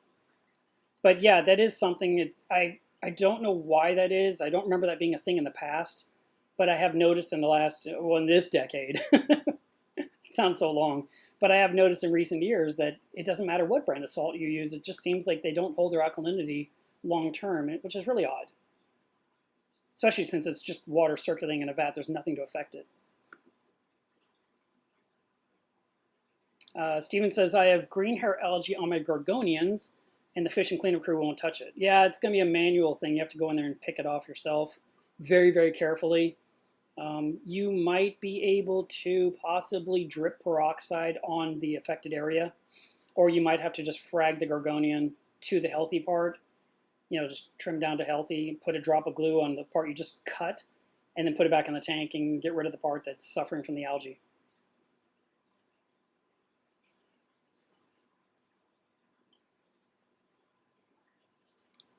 Paul, thank you very much for the super chat. Recommended flow and par for a bubble tip anemone. Medium flow. And I would say a minimum of 150 par. Probably something closer to 300 par would be nice. That's being very specific. They're pretty hardy anemones. They can handle most anything. And I've seen stories of people growing them under par 38 bulbs, which are nothing. I'm talking about the compact fluorescent. There was a compact bulb in a compact fluorescent bulb in a floodlight type glass. I used them to grow refugium plants. And this guy says, that bulb grows rose bubble tips. And I was like, wow. And he pulled out his phone and showed me all these anemones under it. I would never have done that. So it did well even under really low par. They really are a nice, hardy, durable anemone. They're very good for the hobbyist. And they're not crazy demanding. But, more light is always better.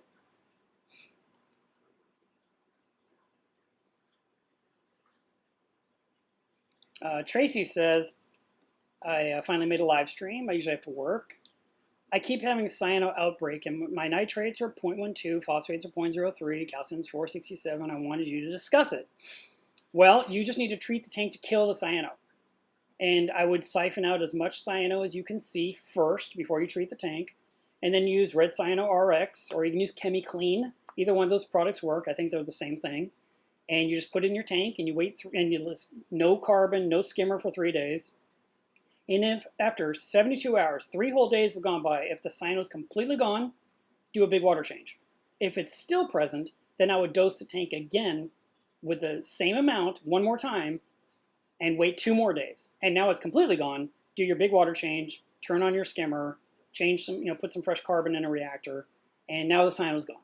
And your protein skimmer is going to overflow, which takes you back to the beginning of this video, which is to let the skimmer drain, replace all the water it dumps out with new salt water, and in 4 to 6 hours, your tank is going to be running normal again, and no more cyano in your tank. But cyano is a bacteria, it's not an algae, so it's not demanding nitrate and phosphate, even though we might think it. It's just one of those things that happens to many of us. And I have some cyano in my refugium right now, but there's none in my reef. Tracy says, would you discuss the red field ratio next week, possibly? Probably not, only because I'm not a big believer in it. I mean, I've read it. I don't really know that it aligns with what I've experienced personally. And I don't know that I could keep up a big topic about that one either. But thanks for asking.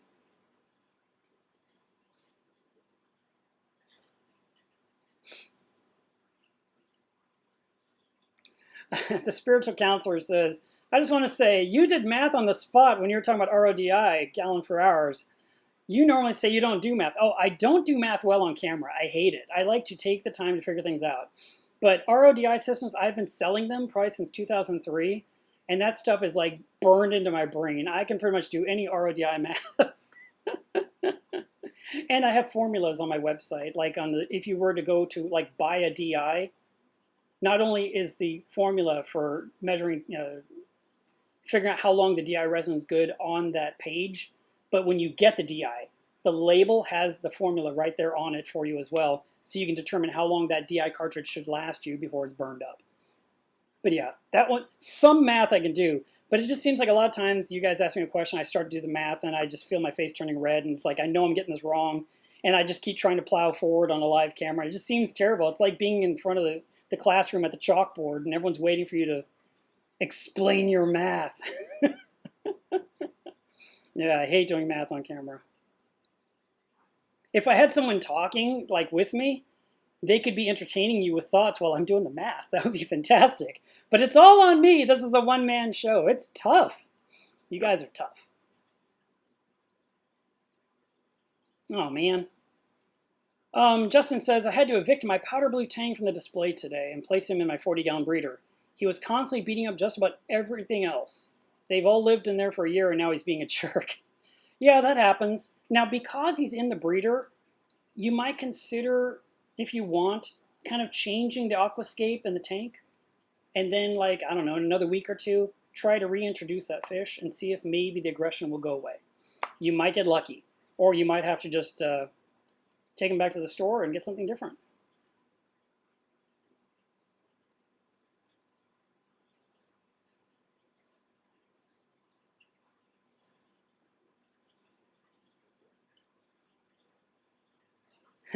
Justin wants to know if I have any tips of how to do all this. I have no tips. I barely am knowing what I'm doing, trust me.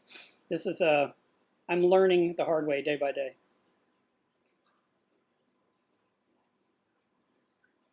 And thank you very much for that super chat. I appreciate it. James says, how long can coral live outside of the water? I need to pull some red stringy stuff off the base of my trumpet coral. So the trumpet coral is the Calastria, or the candy cane family. And the red stringy stuff, I'm going to assume, is either zooanthely been expelled, or it's cyanobacteria. Those corals come out of water for minutes. 10 minutes, 15 minutes. You can even, like what I've done in the past in a scenario like you're describing, I would pluck the coral out of the tank, and I'd have a bucket of tank water, and I would just swirl the coral around and around inside that bucket and make all that stuff look like a tornado in there, and take the clean coral out and put it back in the tank. And I would do that 2 or 3 times that week to try and eliminate what it was. Maybe that would work for you, and that way it kind of stays wet the whole time. But corals can handle being out of the water for a little while. It depends on what the coral is. Because certain coral, like for example, I have a huge tongue coral that you can make out here. That thing is about that big, and when you lift out of the water, it's got a huge skeleton in there, but it is so heavy with water, and when I tried to put it in a bowl, I had no bowl big enough, so it was kind of like sitting halfway, and you can see the skin pulling down because all the water weight, and I was like, wow, I gotta get that thing back into the tank. So certain corals, like LPS corals, which that guy I think is in the LPS family, is they're very top heavy, and so if you have to take it out of the tank, I would support it. I'd put it on a towel. I might put the fleshy end downward to kind of reduce the yanking of the polyp down the dry skeleton, if that makes sense. But you know, I don't want to keep it out of the water too long. So, but yeah, it can be out of the water for a few minutes. It'll be fine when you bring it back. Maria says, how many snails and critters do you have in your 400-gallon? I didn't realize you could have so many. Well, typically when I buy them, I buy 200, 300 at a time and introduce them into the tank. And I bought some earlier this year, but a lot of them didn't make it. I don't know if it was a bad shipment or I did a bad acclimation, but a lot of them didn't make it. And it's kind of a bummer, and it kind of made me not want to get any more for a little while. But having a nice, healthy cleanup crew keeps the tank clean. And not having enough, you become the cleanup crew, and you have to do all the cleaning yourself. So having plenty of hermit crabs, plenty of snails, having a couple of urchins in there, like the tuxedo urchins are really nice, and cucumbers and the sand conchs. They all do different jobs, but they're all part of the ecosystem that balances it all out. And having the cleanup crew is so important. I feel like not enough people have enough stuff in their tanks. And that's why they come to me saying, "Why everything's great, but my hair algae is out of control." And it's like, well, I don't see one thing in your tank. I see some fish, I see some corals, I don't see a single snail. And that usually is, they just have to go rip it all out manually and lower the phosphates and put in a cleanup crew, and boom, they've gotten rid of their hair algae problem. The Gaming Archer says, thank you for teaching me all about saltwater aquariums. I do my best. Will you be uploading more videos? Yes, I will be, and there is several years worth of videos on here already. A lot of topics are on here already. You can go to the search thing on my YouTube page and type in pretty much what you need and hit search, and you'll probably find a video about it, or at the very least, a let's talk about video, because I do a lot of live streams. Tim says, do you have any pictures of the tiger cower you had? I'm sure I do. And there's got to be one on the Critter ID page of my website. And the website itself is almost done, the new version. And when that comes out, the Critter ID section is going to be really, really robust. I saw some previews last night. It looks really promising. And I want to just kind of like stack all kinds of images in there and just really, really flesh it out with a whole bunch of eye candy to make it more interesting and give you more dynamic information. And then, of course, I want to get back to blogging on the site, too. I haven't been blogging much because my webmaster said, quit adding content. We are trying to move things over. So I've been sitting on my hands, literally. I put my hands under my legs and sit, trying not to add anything to the website, which is hard, but it has to be done. All right, let's see. Apollo says, I'm lucky. My black-footed trochuses breed like mad. Yeah, that's super handy. When you have snails that are breeding little versions of themselves, you get free cleanup crew. That's amazing. Stomatellas are good. The trochus are good. Ceriths are good. Limpets are good. These are all the kind I love to have. That is it, guys. We are definitely at the end. We're coming up on almost 3 hours on this stream. Thank you so much for tuning in and sitting through it. Right now, there's 276 eyeballs on this video. And please test your water. It is Water Test Saturday. We want to know all your parameters. I'd love to see you post them in Club Milos Reef or post them on Instagram. You can use the hashtag. What is the hashtag? We haven't used it in so long. Water Test Saturday. I think it was Show Your Results. Those are a couple of nice hashtags. You can always do @Milos Reef so I see your posts. And, you know, we will have another live stream next Saturday. It's always 2 o'clock. Thank you so much for your time, and I hope that you guys have a great week. Bye.